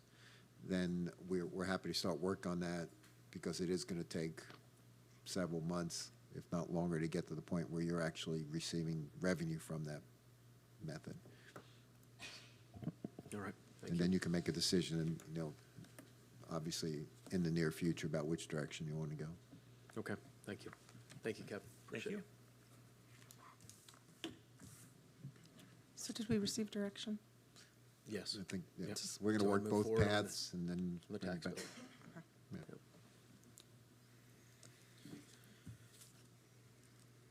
All right, next up, we have a budget update. Good morning, Mayor, Deputy Mayor, and council members. My name is Mark Amula. I'm the Deputy Finance Director here at the City of St. Cloud. I'm happy to be of service this morning to you, and just want to give you a brief update on where we're at with the budget. So at this point, we've gone through all the projections and forecasts to come up with kind of the final numbers, and we are now meeting individually with council members. I know we've already met with Ms. Paul, and the other meetings are scheduled. And that is in preparation for the July 14th council workshop on the budget at 1 p.m. Every budget year is unique. This year, it was no different. We have a few challenges that we underwent. I had actually thought I had another slide up there, but. There's a clicker. Oh, I'm sorry. Thank you. Okay. Thank you, sorry. So, like I was saying, this year was no different than any other year. There were challenges both to creating the budget and the differences in the economic environment that we experienced. To go down the list, the first challenge we have is our unassigned fund balance. We've, under the prudent discretion or direction of our city manager, we've been trying to reduce our use of unassigned fund balance, which is basically utilizing the prior year fund balance, what was left over, to fund the current year budget. I kind of liken this to running paycheck to paycheck. We're trying to not do that and improve the city financial position overall. Roughly 5 years ago, we were using $10 million to help balance the budget. That was $10 million of prior year fund balance that we'd use. And fast forward to today, during that 5-year time span, we've roughly reduced it to about $5 million, a little less. So that's proposed in next year's budget down to 5. Proposed, yes, thank you. That's a substantial improvement. To give you an idea, as of 9/30/24, our unassigned fund balance was $13.2 million. That's 20.2%. We would like that to go up to 30%. That's kind of a more of a sustainable number. And for instance, the city of Kissimmee, they're around 35%. That would be a good goal, and that helps us weather economic downturns or any tough financial situations we might find ourselves in. Another challenge we faced this year were sales tax revenues. They were down 5% year over year. That's about $700,000 of revenue that we could not then utilize to fund current year operations. And that's going into this next year's budget. OUC interlocal revenue declined by $800,000. That's for anyone familiar with the OUC interlocal agreement, that we get a revenue share from OUC, and that helps fund our current year operations. Can I ask a question on that? Yes, real sir. quick? And I know we've spoken about with the city manager, and I really haven't understood why the relationship has changed. Is that due to the change of a relationship, why it's down $800,000, or is it people not using power? I mean, I don't know what the. That's primarily due to a fuel surcharge that OUC had tacked onto the bills, and that fuel surcharge went away at the end of '23. So we get paid like a year after.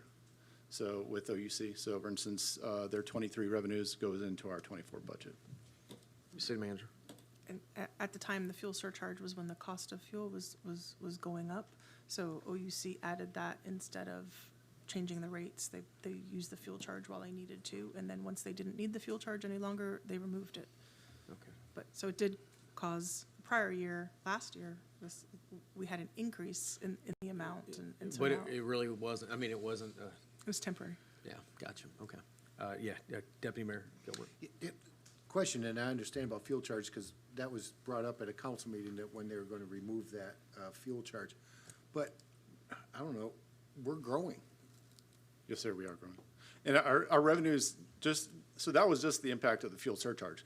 But overall, if you were to take that out, our revenues from OUC are slowly going up. every year, and that's due to that growth.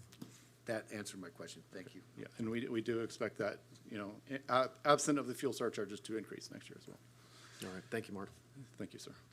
The SAFER grant, we have applied for the city, and that would be to cover 48 firefighters. Roughly each firefighter costs us about $100,000, so we'd be looking at $4.8 million to fund those additional personnel. The SAFER grant, which we do hope to get, would cover about the majority of that cost. So the city share would only be about $1.3 million for those first 2 years of the SAFER grant, and then it would go up to $3.6 million. But if we do not get that SAFER grant, this is one of our challenges. We would have to come out of pocket for all those additional firefighters. We've increased that to 48, right?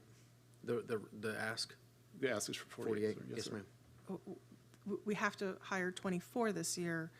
We would delay the second 24 until the following year. Okay. Because there's two stations being built. So Right. if we Do got the they- SAFER, we did increase SAFER to 48 because we can house them in other locations, because the grant is amazing. If we can get the grant, we wanted to get the grant and bring the people on earlier.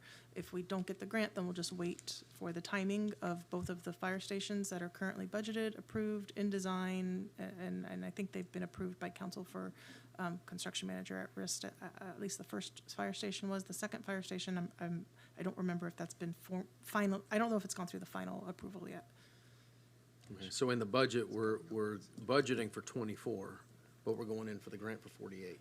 We Is that can't budget for. right? Well, yeah, I know it. the fire chief kind of said It would it's- have to come out of the weird thing. unassigned fund balance. So we have reduced the unassigned fund balance in this next year's budget by $2 million. Okay. That's Thank the you. best we could That's- do. Sounds good to me. Sorry, Mark, I keep interrupting you. No problem. The next item is pension contributions. Police and fire contribution rates have steadily increased from just a few years ago, from 27% now to this new budget year of 39%. We do expect that to continue to increase, but that does have an impact on our budget going forward. So we do have to continue to make sure we're adjusting for that increase every year. Total pension contributions, that was again for police and fire with what I just quoted you, but for also including the general pension, the total pension contributions amount to around 11.5 million, which is over 13% of our general fund budget. It's quite a hefty lift. Finally, health benefit costs. On average, our health insurance costs are increasing 10% per year.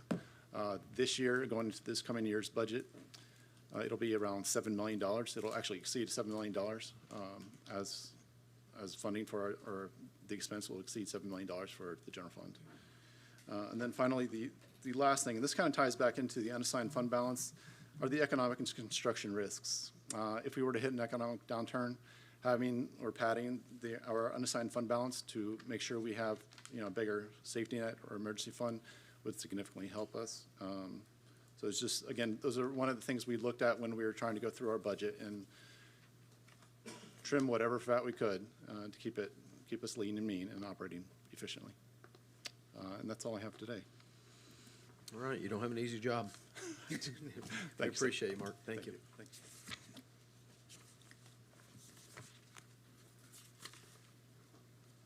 All right, next we have discussion regarding community grant funding process.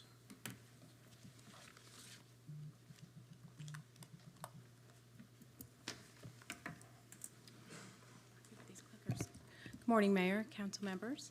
I'm Leslie Flores. I'm the Procurement Services Director, and the Grants Division is in my department.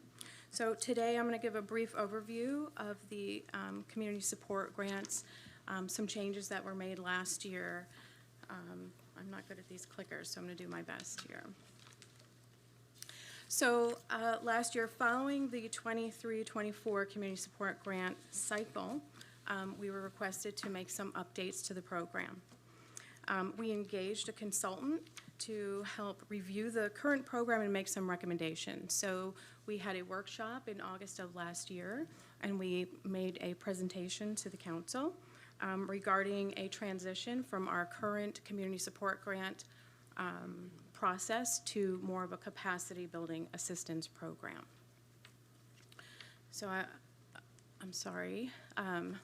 the slide should come next. So capacity building means that we will support our nonprofits. We will help them build their nonprofits. We will provide training. We will help them learn how to write their own grants, the components of a grant, create a budget, provide them with training on how to find resources, how to find the available grants to apply for.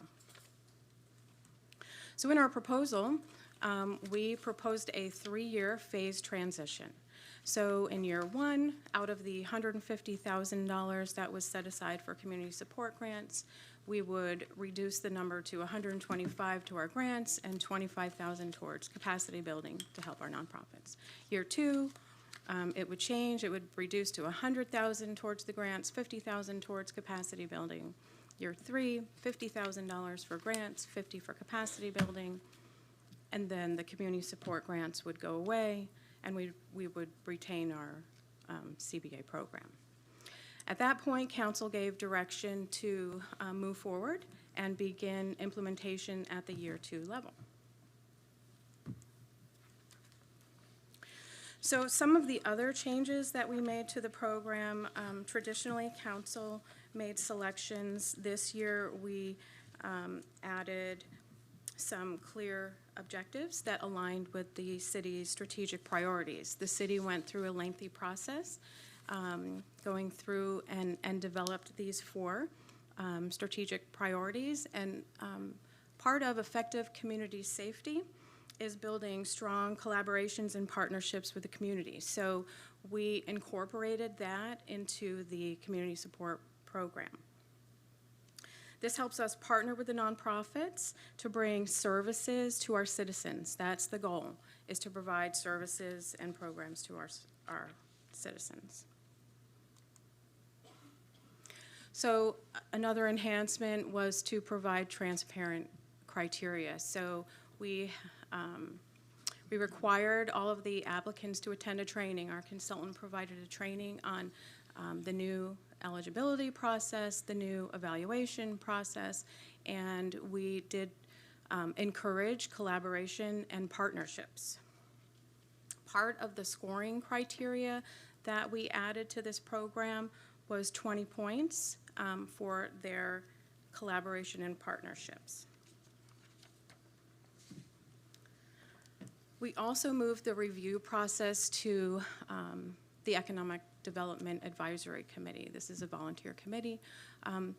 The consultant provided training to the committee. They reviewed the evaluation criteria, and as well as using our electronic platform through OpenGov. This allowed the applicants to register, to submit everything electronically, and then have the evaluation committee go in and electronically score them. So we were trying to streamline that entire process. And if I may, Leslie, Sure. Part of that was citizens having the ability to have a say in how their tax dollars were being used. Was part of our original intent with the Economic Development Advisory Committee, with the city's strategic plan, economic development being so important, and the fact that a lot of these grants were for special events. We felt that the Economic Development Advisory Group would be a good group to decide if those events were adding additional to economic development, bringing visibility to St. Cloud, bringing new people to St. Cloud who would hopefully be shopping at our businesses either at that event or following that event. Additionally, we had council members who were on boards that were applying for grants, and so that was also to help protect those board members, because however they scored the organizations that they were a part of, there was complaints about that. Okay, Deputy Mayor Yep. Gilbert. The part of the process, and we are a part of training and grant training, and I think there's some 40-some people at the last grant meeting. Was that? You mean the 4 trainings that we put on? Yeah, what we're trying to do, and I try to make layman's term out of this, we're trying to teach them how to fish, not give them fish. Correct. So there were 40 people at that grant training. Was that correct? I don't have the numbers with me. The first one was about 40, and then it was like 30, around an average of between. Part 25 of and the 30. another board I'm on, which is TDC, we require that all the people that receive a grant go to a course of how to spend that money, and that money is only directed towards marketing of that event for the city of St. Cloud, which gives us an economical impact of people spending money in St. Cloud. Also read that, and I did not know that 49% of the grants that we gave out this year were people that are neither residents nor have a place here in St. Cloud. To me, that's a little bothersome. I'd rather do it with citizens and people that are established folks here in St. Cloud. Now, we're going to wane this out, but I would like to, if the pleasure of the council, that these folks have to either live here or work here or have an establishment here, because we're not talking about federal taxes, we're not talking about state taxes, we're talking about city taxes that are spent there. So I would just like the council to think about that, that if we do review this, that you have to be either a resident and or have a business in St. Cloud to be applying for a grant. That's just my 2 cents on that. I love the grant workshops. I really think that works, and I don't know, everybody says, I don't mind paying taxes. I just want to put it in this bucket or that bucket or that bucket. And we kind of, well, we really do work for the people, so I would like it be for the city of St. Cloud, any grants going further. So with that, I yield back, Mayor. Those are just my comments on that. Thank you. Yes, sir. Councilmember Urban. Yeah, thank you. I've made my thoughts known about this program, and I think I made it pretty clear I'm not a fan of the program at all. I wouldn't lose sleep if we put this entire budget into police and fire, public safety services. As a taxpayer myself, if I want to donate to an organization or an event, I'll spend my own money. I don't need it funneled through my tax dollars. With that said, I understand that's not a popular viewpoint, just my viewpoint. As Deputy Mayor Gilbert said, number one, first and foremost, it should only go to St. Cloud residents or organizations. Number two, I believe this should only go to organizations that directly provide essential services to the residents of St. Cloud. Essential services meaning food, housing, shelter, medical care, clothing. The one that comes to mind when I think of this is the Osceola Council on Aging. They do incredible work directly for residents of St. Cloud. Place for Grace does incredible work directly for the residents of St. Cloud. So that's what, if we're going to keep this program, that's what I would like to see it do. With events and everything, these events need to be able to stand on their own 2 feet without taking money from the taxpayer. That's just how I feel personally as a taxpayer, but that's my thoughts. Thank you. Yeah, and I would agree with that, things don't always work out, and that's our job to question things, review the whole situation. Unfortunately, last year's process, there are too many flaws to mention, and I believe it created a lot of controversy here, and we got a lot of backlash, even though we supported things that I don't believe we should have, but we did, and we still got backlash. So I would be in agreement with Councilmember Urban that I do not have any faith in this program. I believe it's, let me ask you, Leslie, real quick. This consultant, I believe he may still be on the line. Do we have a contract? Do we pay him money? Yes. What's the value of that This year, contract? council approved 50,000. That was on the Okay, previous so it's slide. 50,000 to do a $100,000 grant program. They managed that. They provided the trainings to the nonprofits, the trainings to the EDAC committee, and they're building, it was a 3-year phased program. Yeah, So, I'd like to go ahead and cancel that contract if we can. I don't believe spending $50,000, it's $50,000 a year. It was, let me go back to the slide. And I do want to point out, I did interrupt her presentation. She had other Oh, no, slides we'll let her also. keep talking, but we're gonna go ahead and go through some of this real quick. So this is what was proposed, and council's direction was to begin at the year 2. Right. So, I'm talking about the agreement with this, so the 50,000 of the capacity building was what was the consultant was providing. He overviewed the community support grant program, the new process. He provided all the recommendations. He provided the training for the nonprofits. He evaluated the applications. He did the EDAC training.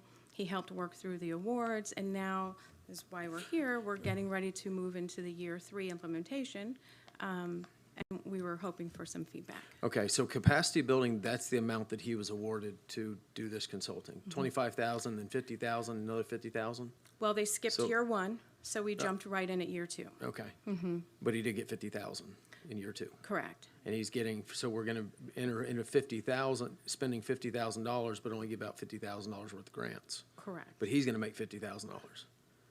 Right, he would Yeah. expand the training. Yeah, and I'm not in support of any of this. Folks, I don't know what you think, but that's just a lot of money, and to administer a small amount of grants that, although it's a small amount of grants, it's taxpayer dollars, and I agree with Councilmember Urban on that as well, that I believe that they should not be distributed in this manner. I don't think we're getting the value in this agreement. Yeah, I know this was an agreement that was done long before me, but I'd like to go ahead and make a motion to cancel that agreement. So for clarification, are you canceling, so you're canceling the capacity building It, program? well, right now, I want to go ahead and cancel this agreement, because I don't think we don't need this. But that's good money after bad. Mayor. And these are, yes, sir. Mayor, thank you. Can you give us the opportunity between now and the next council meeting I haven't reviewed the agreement. I need Yes, to sir. take a look at that. So if that would be okay with you, we can take Absolutely. that as direction, and then we can have this on your agenda at the next council meeting and decide how we have to do that in accordance with the agreement. Yes, sir. This Yep. gives me a chance to That'll look work. at it. Thank you. Leslie, I'll go ahead and let you finish your presentation. if you Okay. want. City Manager, do you have something else? No, I'm Okay. sorry. Thank you. There I go with the clicker.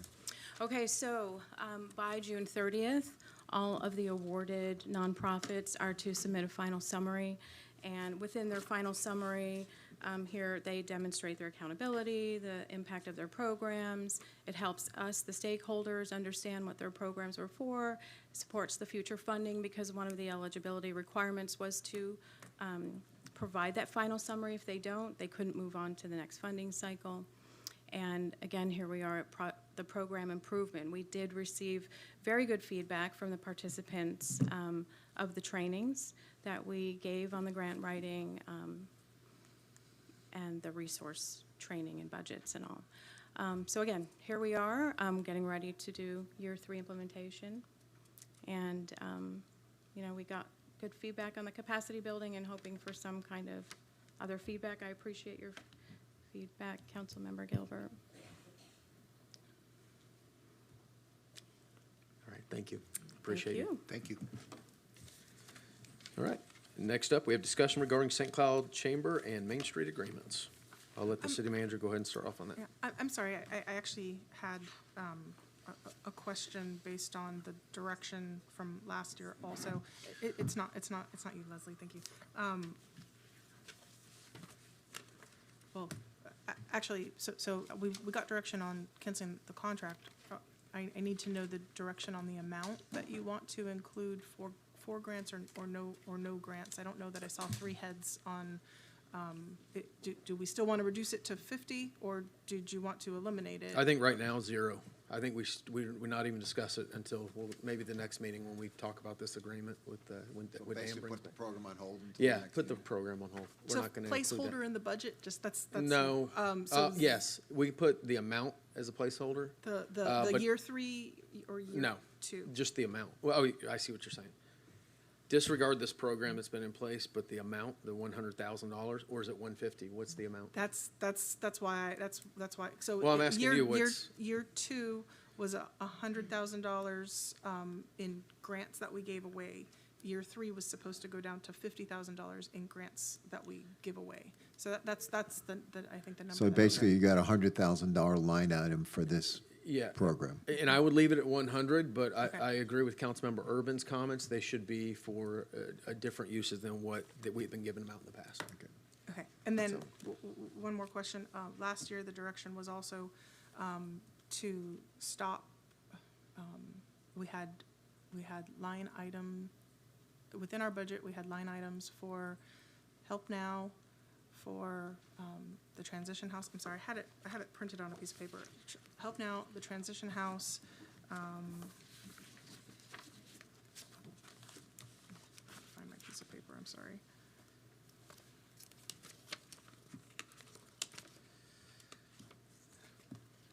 at Kelly, because I know you printed it for me this morning. I don't know if you have it easily or you remember what it was. It was Help Now, the Transition House, Education Foundation, and Osceola Reads is an interlocal agreement, so I don't think that one would apply. But I guess last year the direction was don't budget for them starting this year. They would need to apply for the grant process. So I guess I was looking for, do you want to continue that direction also? At this moment, yes. Okay, so At this we'll keep them moment. in the budget. If we change and it, then, yeah, that's, maybe it's a topic for another meeting if we decide to add some money in the budget for that. Looking for 3 nods. I'm good. Okay, thank you. Thank you. And I'll go ahead and let you kick off Chamber and Main Street stuff as well. So Main Street is not here this evening, or today, I'm sorry. We're gonna put them on the workshop that we have scheduled for next week. Representative Stark is in Tallahassee, or at least she was last night. Last year, when we discussed the grants, the direction was to, like I said a few minutes ago, remove those line item details for those specific organizations that at the time included the chamber, St. Cloud Chamber. So as a result, we had wanted to continue to have some form of agreement relationship with the chamber. So I was directed by the board to come to work on negotiation points. So we've met with the St. Cloud Chamber multiple times with Dirk and Joe. And I know they're here. I know their board was meeting on this topic earlier this morning, so it might be more helpful to have them maybe mention what happened at the board, because I don't know, because I know they were discussing this specific topic. Dirk Webb, would you like to come up and talk to us?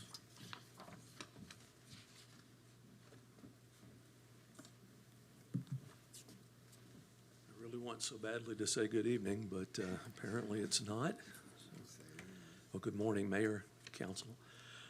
So the board met this morning in their mid-year review, and basically what they're looking for now that the city, our normal process is a partnership, a trustee-level partnership. We have several of those, including, as Commissioner Grebe here with the county. And so the board is looking for a similar trustee agreement that has equity for our other trustee members as well. And the other thing that was directed is that when we have some talking points finalized, and I have a couple of things here, that we will take them back to the board for their discussion and their approval, and they will actually be the ones making the final decision on this. Okay, so are you looking for just $15,000 for this next year? That was what was suggested in the discussions that we landed on. I went back and ran the numbers. It's a significant hit to our budget, but that's the understanding that we came to, along with, if my understanding is correct, then some additional opportunities to purchase add-ons according to what events we do. Am I correct? Yeah, that was the direction I received from the board. You were looking for a standard membership, which is why we started working on the trustee level. And then you had stated, or you had directed that you wanted the ability then that we would pay to play. So that was part of what our conversations were. What's not really highlighted, I think also, is that we need to make sure, we need to make sure that we cover the city's contribution to the Christmas parade, because that's something we do for the chamber. I know the council doesn't want to, I think it's a part of this, but it's also separate from this. I don't think anybody wants to see us not waiving the fees for the chamber. So I think that was, definitely one of the points that there's a little bit of a difference, I think, between doing their typical trustee agreement and then a normal city agreement that we would normally enter into. So I think really we just need to hear what the board wants in that final agreement, and Dirk and I will work together to get that across the finish line for you and put it on a council agenda, or if it's within my approval authority based on its direction. If it's clear direction, then, you know, I can just execute something with the chamber myself. Deputy Mayor. Yes, thank you, Mayor. City Manager, you'd mentioned the Christmas parade. I know there's costs, and I know it's a tradition. I think the mayor had mentioned before, going on 50, 100 years or whatever. It used to be down 192, right? It used to be right down the main street. So that's something I think the council and the city surely should support. What is the cost of that? Because this $15,000 for the trustee level does not include that, does it? Correct, I have that. Okay. Because it's a valuable asset to be a part of this chamber, and Dirk does a wonderful job. And if we are gonna pay to play, I think we need to do is participate in as many things as we can and pay for those items. So even though it was at a $50,000 and we're going to 15, it might add up to $48,922 by the time we buy tickets for events, the Christmas parade and things such as that. So, you know, putting dollars in different pockets, I guess what we're doing. I just want to know the cost of the Christmas parade, and then I think, Dirk, you put a pretty good level what the trustee level comes. I think you've did that in your memorandum, so I appreciate that. But I would like to also know what other options, and I know we have a council member on that board, so I would like to see if it'd be the council's pleasure to have her head that up of what events that we should participate in, what she thinks, and what's good for the city and good for the chamber, if I may, at the pleasure of the council, and I yield back. Yes, I would agree. Councilmember Paul. So I do agree on what Deputy Mayor Gilbert indicated. As a sitting board member, I honestly think the 15,000 is really too low. The St. Cloud Chamber of Commerce do a great job with supporting the community, and as a sitting board member, I would just ask to increase that amount. And, you know, because I also represent for the city of St. Cloud, so that's my take on that. Yeah, Mr. Webb, what is, go ahead, City Manager. I'll go ahead and let you speak on this first. Thank you. So the city waived $6,686 in city-related fees this past Christmas parade. And then in the previous agreement, $8,000 was specifically listed as for the Christmas parade. All right, let me ask you on that. The 6,686, that was the fees waived? Those were the fees, Okay. our those staff costs. police, fire? Okay. And then we gave an additional $8,000 to them to put the parade on. Yeah, and I look at that as, you know, we should be community partners with them when it comes to that. Like that, I don't think we should look at that as we're waiving anything. We should be joint venturing with them on this, because that is one of the greatest community events we have here in our community. And I know Ken likes to dress up like Santa Claus. And, Working on it now. I'm an elf, you know. So, no, I just, it does seem a little low, and I know we're sitting here nickel and diamond when we're calculating what we're waiving, but I think we also need to look at how we participate in these events and not count those as necessarily dollars, but we want the community to know that we're out there, and I want the fire department out there, and I know the police department's out there. You know, we can't keep him out of the limelight, and but no, he's doing an amazing job. I just don't think reducing the numbers and just basing off that. How much of that is actual, like, just permit fees? I mean, do we charge a permit fee, or would we if it were not? I don't have the breakdown. I would assume Okay. it includes the permit fee because the council removed my ability to waive special event fees. So that should be all of those, or at least the prior fee schedule, because we have a new fee schedule, so it would go up again this next year. Okay, Councilmember Urban.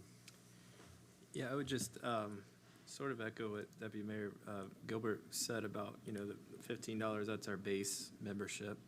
And then it's sort of a la carte on what, you know, it might add up at the end of the year to $50,000. We just, the whole discussion with this and the previous discussion about the community grant program is we just need to be accountable for every dollar that's going out of here, because it's not our money, it's the taxpayers' money. And the chamber does an amazing job. They're a great partner. I just think going a la carte with our events and trusting Councilmember Paul, who's a board member on there, to tell us which events we need to be attending and participating in the chamber. I think that's the way to go, but it's just my 2 cents. Yeah, I would agree with that as well. Permission, Mr. Mayor? Yes, sir. So a couple of things here. My board, in their discussion this morning, they are working up an estimate of what we do for the Christmas parade every year, including our time. So we started about 6 months. We just met to establish a theme for this year. And so the time involved in that is to be considered. And we thank the city for their contributions each year for permitting. The other thing to keep in mind is we have some of our events are designed for larger topics to shine on St. Cloud. One of the aspects of this agreement that we've talked about is providing us a place to meet for 4 events a year, including 2 at the marina and 2 at the community center. The reason is some of our events, taking that amount away from that doesn't provide us much margin. But an example I will give you is in August, we're bringing in the Orlando Dreamers because we're interested in the business of sports and what it means to economic development in the community. And one of the things I asked the city manager for, was a waiver of that because I wanted to have it in St. Cloud. I wanted the people who deal with the Dreamers and all that PR to see St. Cloud. And that's really what I'm interested in, is shining a light on that. In November, our quarterly luncheon series will include CFX and the roadways that they're working on, and trying to educate the community. So these are things that we feel like we add value to the city of St. Cloud in what we present and what we do. So thank you for giving me an opportunity to speak. Yes, sir. Thank you. And I know, I see we have Miss Betty Demke out there. I know she works very hard on that Christmas parade. Are you currently on that committee? Oh, yes. Yeah, you and Mr. Bass? Yes. We all work for Miss Betty. Yes. Oh, I know. We all So do. do we. We all do. All right. Thank you, Dirk. I appreciate you. Yes, sir.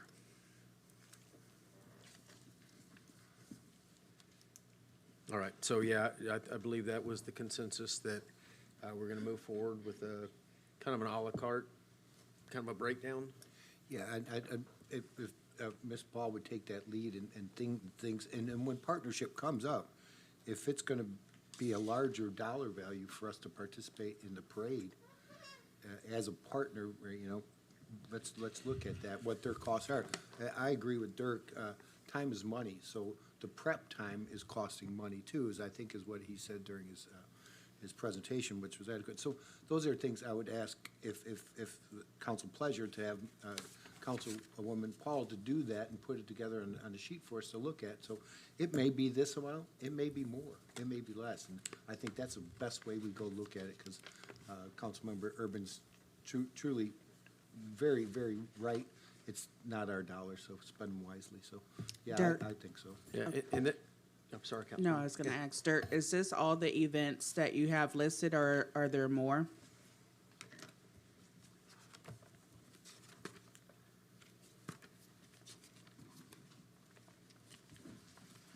Thank you for the question. So this is a primary example of our events. Which document are you referring to? The City of St. Cloud Partnership Proposal. Okay. Okay. So this is what is available to the trustee level. So if you go back and look at our pricing piece, what is available is everything that we offer any other member plus the trustee level, including the board. So if you don't know him, this is my board chair, Joe Riley. Is it okay for him to speak as well? Absolutely. Go ahead, sir. Thank you. When Dirk put this together, there were assumptions made on what you would attend, so you could do more than what's in there. And that's, I just want to point that out, that it was based on assumptions and what you think you would be attending. Okay, because I think Heather does a great job with sending the emails out of Yep. what's happening with St. Cloud Chambers. And I pretty much try to attend, majority of them anyway, especially the ribbon cuttings and anything that pertains to the St. Cloud Chamber as a board member. And I honestly just think 15,000 is low. Doing the a la carte, I mean, I'm okay if they stuck with the 50,000 and we can move forward, so. With your permission, would it be possible then, from a government standpoint, set a cost not to exceed of 50,000 without coming back to council? And that way that gives you latitude to adjust. I don't know, I'm just asking that question, how you want May to I proceed make a with that. recommendation? First, I want to say thank you, City Manager and Mr. Webb, for working on this, sitting down and going through this whole agreement. I think it's a great, amazing starting point. I think the way to get to the end goal is we give direction to allow Councilmember Paul to sit back down with the chamber and then come back and kind of work through those details and get all the numbers and then come back to us. So, is that fair? Good. One final comment, if I may. So the August quarterly luncheon, I made you all baseball cards. I hope you saw them. All right. I got a baseball card? That wasn't me. What are we talking about? What are we talking about? The whole AI thing is scary. I just want to let you know, my picture didn't look right either. I do have two things. Okay, so you're going to try and lure the Dreamers to St. Cloud, right up against the Turnpike. Is that Now, correct? wait a minute. So that Not in St. That's what Cloud, we're paying but- you for, 15,000.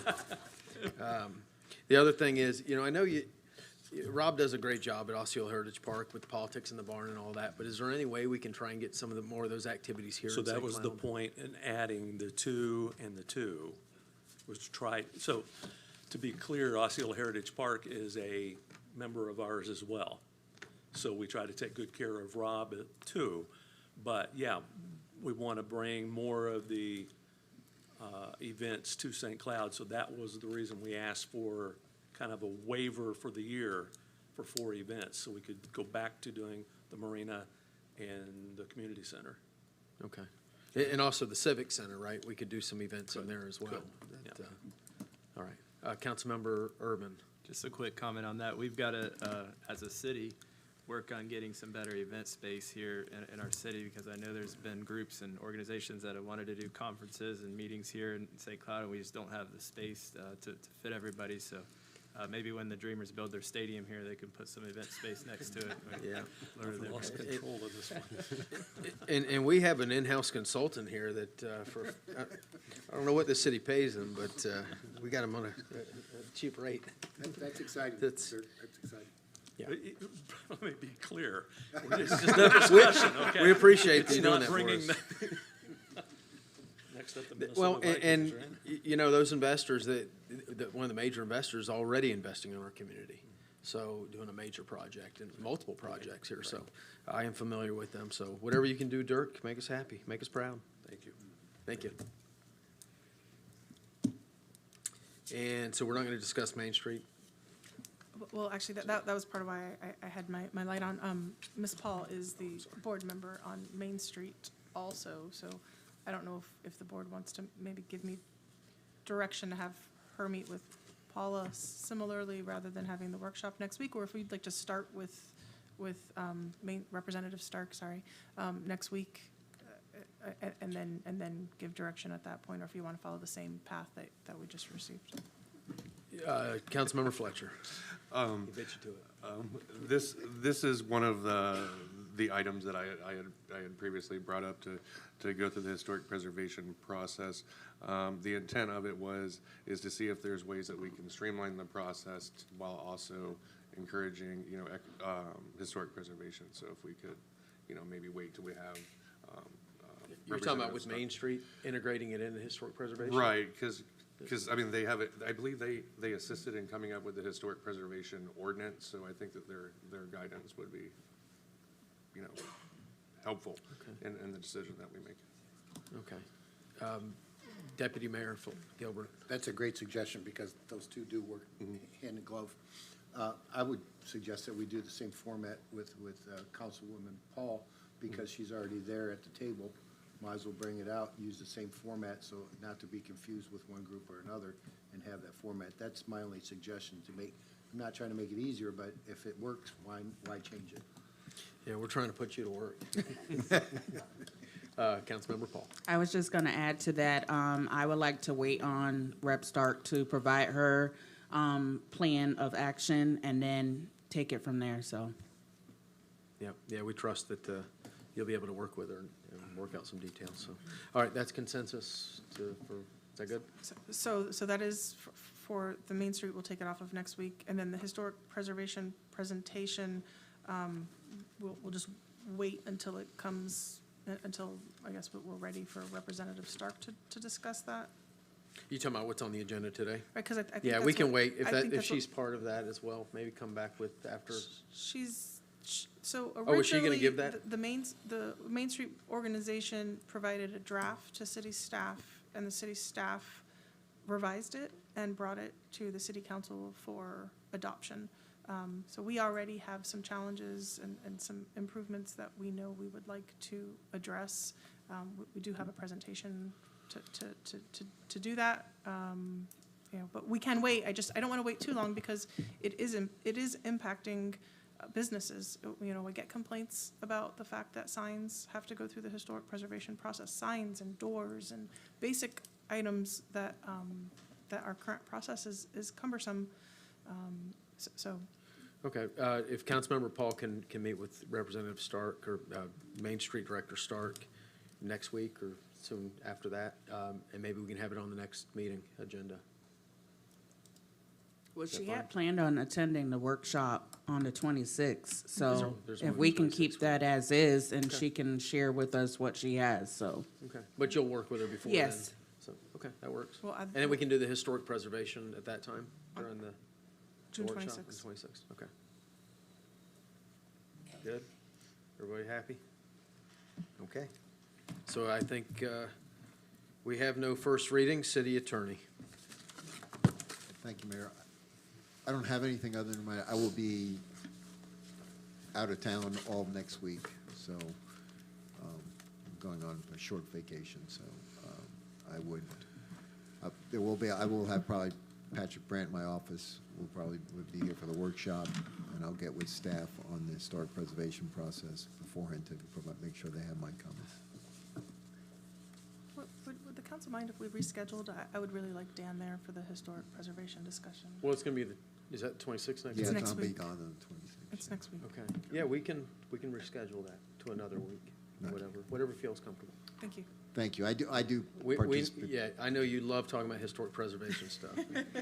Well, I'm old. We want to wait for you. I learned a lot. I actually sat in the last one. I learned about Japanese influence on some of our infrastructure, or some of the homes, the residences here. It was interesting. Didn't know that. I don't have anything else, Mayor. Thank you. All right, thank you. Commissioner Grebe? Yes, ma'am. Sorry about that. I was trying to get your attention much earlier. Yes, I'm sorry. I just wanted clarification on the additional employees that would come to the event on Saturday. So that is not a cost to the organization? Okay, because I know that was discussed, but I wanted to make sure that was part of the motion as well. And how many was that again? There's going to be 10 additional on top of what was already Okay. going to be provided. And so Yes, these ma'am. 10 additional are there to help out, to fill in, do Yes, whatever ma'am. what's needed at the event? Yep. Okay, very good. Whatever needs to happen. Well, it's more to be our eyes and ears on the property, or cleanup or whatever, Parks and Rec, whatever their roles are with Parks and Rec. I'll let Stephanie, I believe we let Okay. Stephanie Yeah, I kind of mean, determine what their obviously, roles you are. just don't want They're- them they're standing not- around. Well, they're not, they're not really volunteers for the event. They're there, there's obviously going to be some cleanup that maybe the event staff doesn't get to. We just need to make sure we have our staff on site as well. Okay, so again, so they'll be assisting. Yes, Thank you ma'am. much. Yep, absolutely. We like to call them standby. Yep. Yes, city manager. I have nothing. All right, and Councilmember Paul? So I did want to bring up one email I received yesterday in regards to an event that's on Saturday. They originally, I guess, had conversation about their event being at the ranch, but it got moved. I guess you received a call from Parks and Rec of the event being moved to the St. Cloud Civic Center. And she's been in communication with staff over there, and it's a bunch of emails going on, but I did bring it up to the city manager yesterday in regards to it. And now she's being asked by Parks and Rec to receive the invoice of, I believe, over $3,000, or else she can't host her event on Saturday. So just wanted to bring this up publicly, so. Which event is this again? I'm sorry. It's the Vanguard Golden Renaissance, the BECC. I'm going to that. Right. We I didn't- just agreed to it last week, I think. We didn't receive an application until June 5th, so the fee is in line with the facility rental. I don't have the authority to waive that. Last year, our Economic Development Department sponsored the event. They're not sponsoring the event this year, so I think that's where part of that confusion was. Yes, because I also have a post that she posted back on January 29th indicating the event was going to be at the ranch. So, and then another post indicated June 21st, it was going to be at the St. Cloud Civic Center. So there's definitely a miscommunication along the way, so. When was it? What are you saying it was going to be at the ranch on which day? It was, she made a post about the event that's happening on June 21st. It was going to be at the ranch, and that post went out on January 29th. But she had been in communication, I guess it was more of a conversation and a misunderstanding that she was getting the ranch, and come to find out she's receiving an invoice for the Civic Center for her event on Saturday, so. When did she apply to go to the Civic Center? You said June? So Well- she just applied, She just submitted paperwork, yes. okay. But was it an event that she was supposed to have somewhere else? And she just did an updated application, or how did we, kind of like with the Proud in the Cloud with they started off at the lakefront and then they're at the ranch? Do you have any details on that? There was no formal application until June. Because we received invites from Kelly regarding, because I remember accepting it back in early on, and it was at the ranch. Then I got another invite that said the Civic Center, so I asked Kelly, can you confirm where is the location that the event going to be at? And she said it was changed to the Civic Center. So when I reached out to Tiffany, which she was here, she's no longer here, she indicated she received a call from Parks and Rec saying that she needed to move the event, and they didn't give an explanation of why, so. I'm looking at my calendar. That's this Saturday, correct? Yes. So the emails from It Kelly, says- the direction we've been given is to forward every event to the city council, whether there's, every event that we have knowledge of. So that would be the event invitations sent out by Kelly. And again, if they didn't reserve the facility. Yeah, it says Civic Center, but it says the ranch too. You're saying they didn't reserve the ranch? Correct. Did somebody tell them they could have the ranch? Was there Well, I can't tell you at the time when they probably started conversations, there was probably no facility booked. But we don't hold items forever. But if Scott, she sponsored last year, and assuming she had a conversation, because she said it was December early on, she had a conversation, and then January, she posted about it, because I remember seeing it and saving it to my phone about the event. So knowing who Tiffany is, I'm not sure why she would post the event back in January, knowing she really didn't have the venue. Deputy Mayor Fletcher, I'm sorry, Gilbert. Let me try to explain this from an observation point. Last year, we had this event. It was held on top of Krabby Bill's. It was awarded. The Economic Development Council, prior to any council member's knowledge, gave a $15,000 gift to the Vanguard and sponsored that event. I attended that event, and it was very well attended, probably a couple hundred people. But it was sponsored by the city, so I truly think the mishap would be coming that the city reserved the place, the city did that, the city had also, I can understand why the person in charge now thought that was going to be in place already because it was last year. Now it's not a sponsored event, so they may have assumed, hey, we want it, the city will hold it. That's the only thing, and I don't like to use the word assume very much because it's not a good way to use it. It's a good event. I'll be at that event also. There'll be 2 events on Saturday.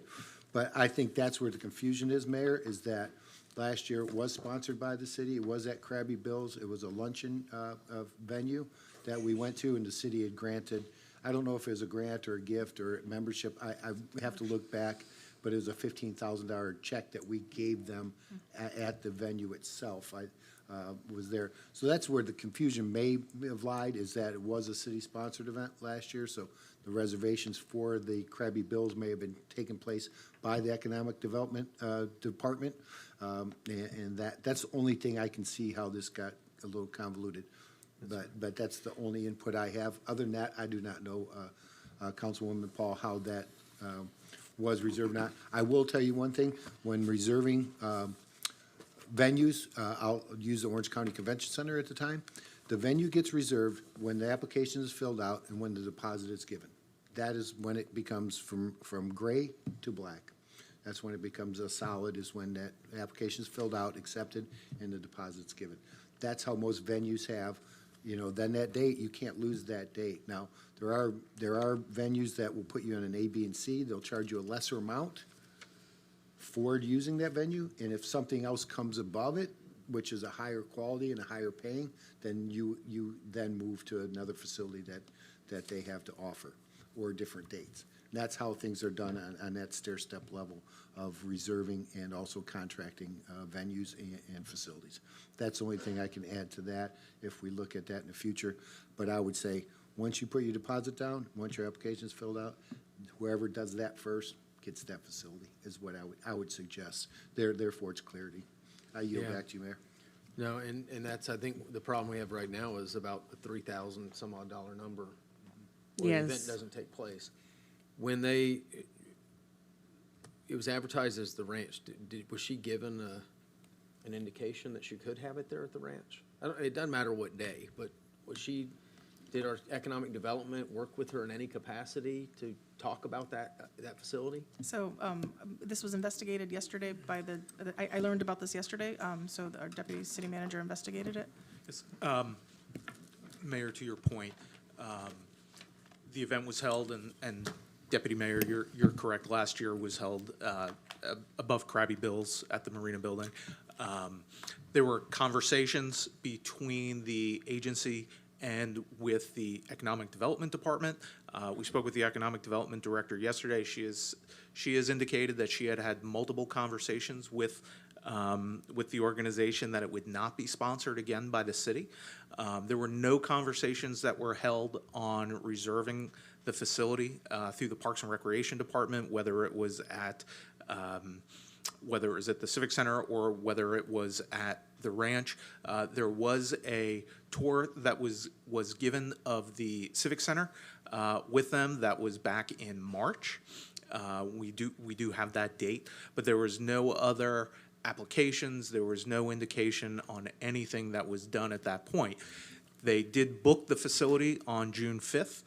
So, approximately a week and a half ago was the first formal application that was received. There were still some questions on whether it was being paid for through economic development or the applicant was paying for it themselves, because the Parks Department was unaware of any conversations between economic development and the applicant. That's not something that would have happened. So yesterday, the Parks Department spoke with the economic development director, economic development director, excuse me. 3 times. Thank you. Got a hold of the applicant and they worked that out. So that's where that invoice came from yesterday. But that was from the June 5th application. That's the first application that was received. And Deputy Mayor, your point is correct. All facilities are reserved on a first come, first served basis when they're submitted. All right. Now, why, Scott, I'm sorry, real quick. Is there any indication as to why she thought she had an event planned? That I don't know. I mean, you advertise saying it's at a facility. Right. then- I certainly can't answer for the applicant why they would have sent something out or would not have sent something out. But there was no discussion about them correcting him and saying, you're not having it there, but you can have it somewhere else? No, there was no conversation about that. They had that meeting in March where they talked about what the facility was, the Civic Center. They do recall that they let them know that the ranch was booked at that time. So that was post Proud in the Cloud applications, everything, their second application being submitted. So that facility had already been booked at the time, but there was never even a request on a specific date. The Parks Department, speaking with them yesterday, wasn't even aware of the specific date of the event. It was just showing the community center on that day in March. Okay. And last year when they, and I know you weren't here, and neither was I, but when they held it at Krabby Bill's, did Tiffany, did she deal directly with Parks and Rec or through Intranet? And that's what I'm thinking, there may be I don't know a lack of I don't know the- communication and Right. who's saying what. You may possibly be correct on that. I do know that as the conversations with Antoinette were taking place yesterday, that she had indicated that this was a conversation that they had had a number of times, that it was not being sponsored by the city. So I don't know, there's always some possibility of there being some miscommunication on that. But I can tell you that the Parks Department had not received anything. The first notice that they received was the application on June 5th for this. No, I can community understand, civic yeah, center. Parks, I think they're kind of maybe left in the dark on this, and maybe economic development wasn't clear, I don't know what. But now she's being presented a $3,000 bill, so what do we do? We can waive, if the council would like to, you have been waiving other facility rentals, if you'd like to waive that, it can be waived. I just don't have the detail of what that $3,000, I don't know if she was having any additional services as part of it. Yeah, and that's, I just wish I'd had more information on that. Council, do y'all have any? You go ahead, Councilmember Urban. At this point, I think it's only fair to waive the fee. I mean, the common theme, I think, of this meeting is it's on us, but we got to fix our special event process. We've got to have a clear and concise process. No event from no outside organization should be costing the taxpayers a dime, whether it's in staffing or facility rentals. We've got to figure this out, so I think that should be a top priority for us as a city council to get this figured out as soon as possible. Good. We give staff direction on that? Is that, if we all agree to waive that, is that how we? Well, if you can give us, the city manager can take that census. Councilman, on. I'm sorry, Deputy Mayor Gilbert. No problem, just one comment. Agreed with Councilman Urban 100%. We are the city, we represent the city, and it doesn't look like we've done a good job of communications, and I think that's where we fall. I have no problem, I have a problem, but I do believe through this instance only that we should waive the rental fee. However, I would not want to waive any labor fees, cleanup fees, things such as that are direct cost to the city. We have the facility, it's there, it's available. It was a miscommunication, I do believe. I'm not pointing fingers at who, so I would be with Councilmember Urban of waiving the rental, but any additional labor fees that come with it and cleanup fees those are direct costs that we can't recoup unless we recoup, if that makes sense. And I yield back to you. That's my only point. And I want to see this event. I want to see all the events happen here. And that's essentially what they had last year at the Krabby Bill's. Is that the arrangement? We just offered up the facility, but they had to have the staff to clean it up and. They provided food and they did the cleanup and all of that. At Krabby Bill's, we had a staff member there because we always have to have a staff member in the area at Krabby Bill's. So we would also have to have a staff member present in the Civic Center. Okay, Councilmember Paul. And my last remarks is I definitely agree with Councilmember Urban. We do need to sit down and look at the process of special events because it's definitely broken. Okay, are those your final comments, Councilmember Paul? Councilmember Urban?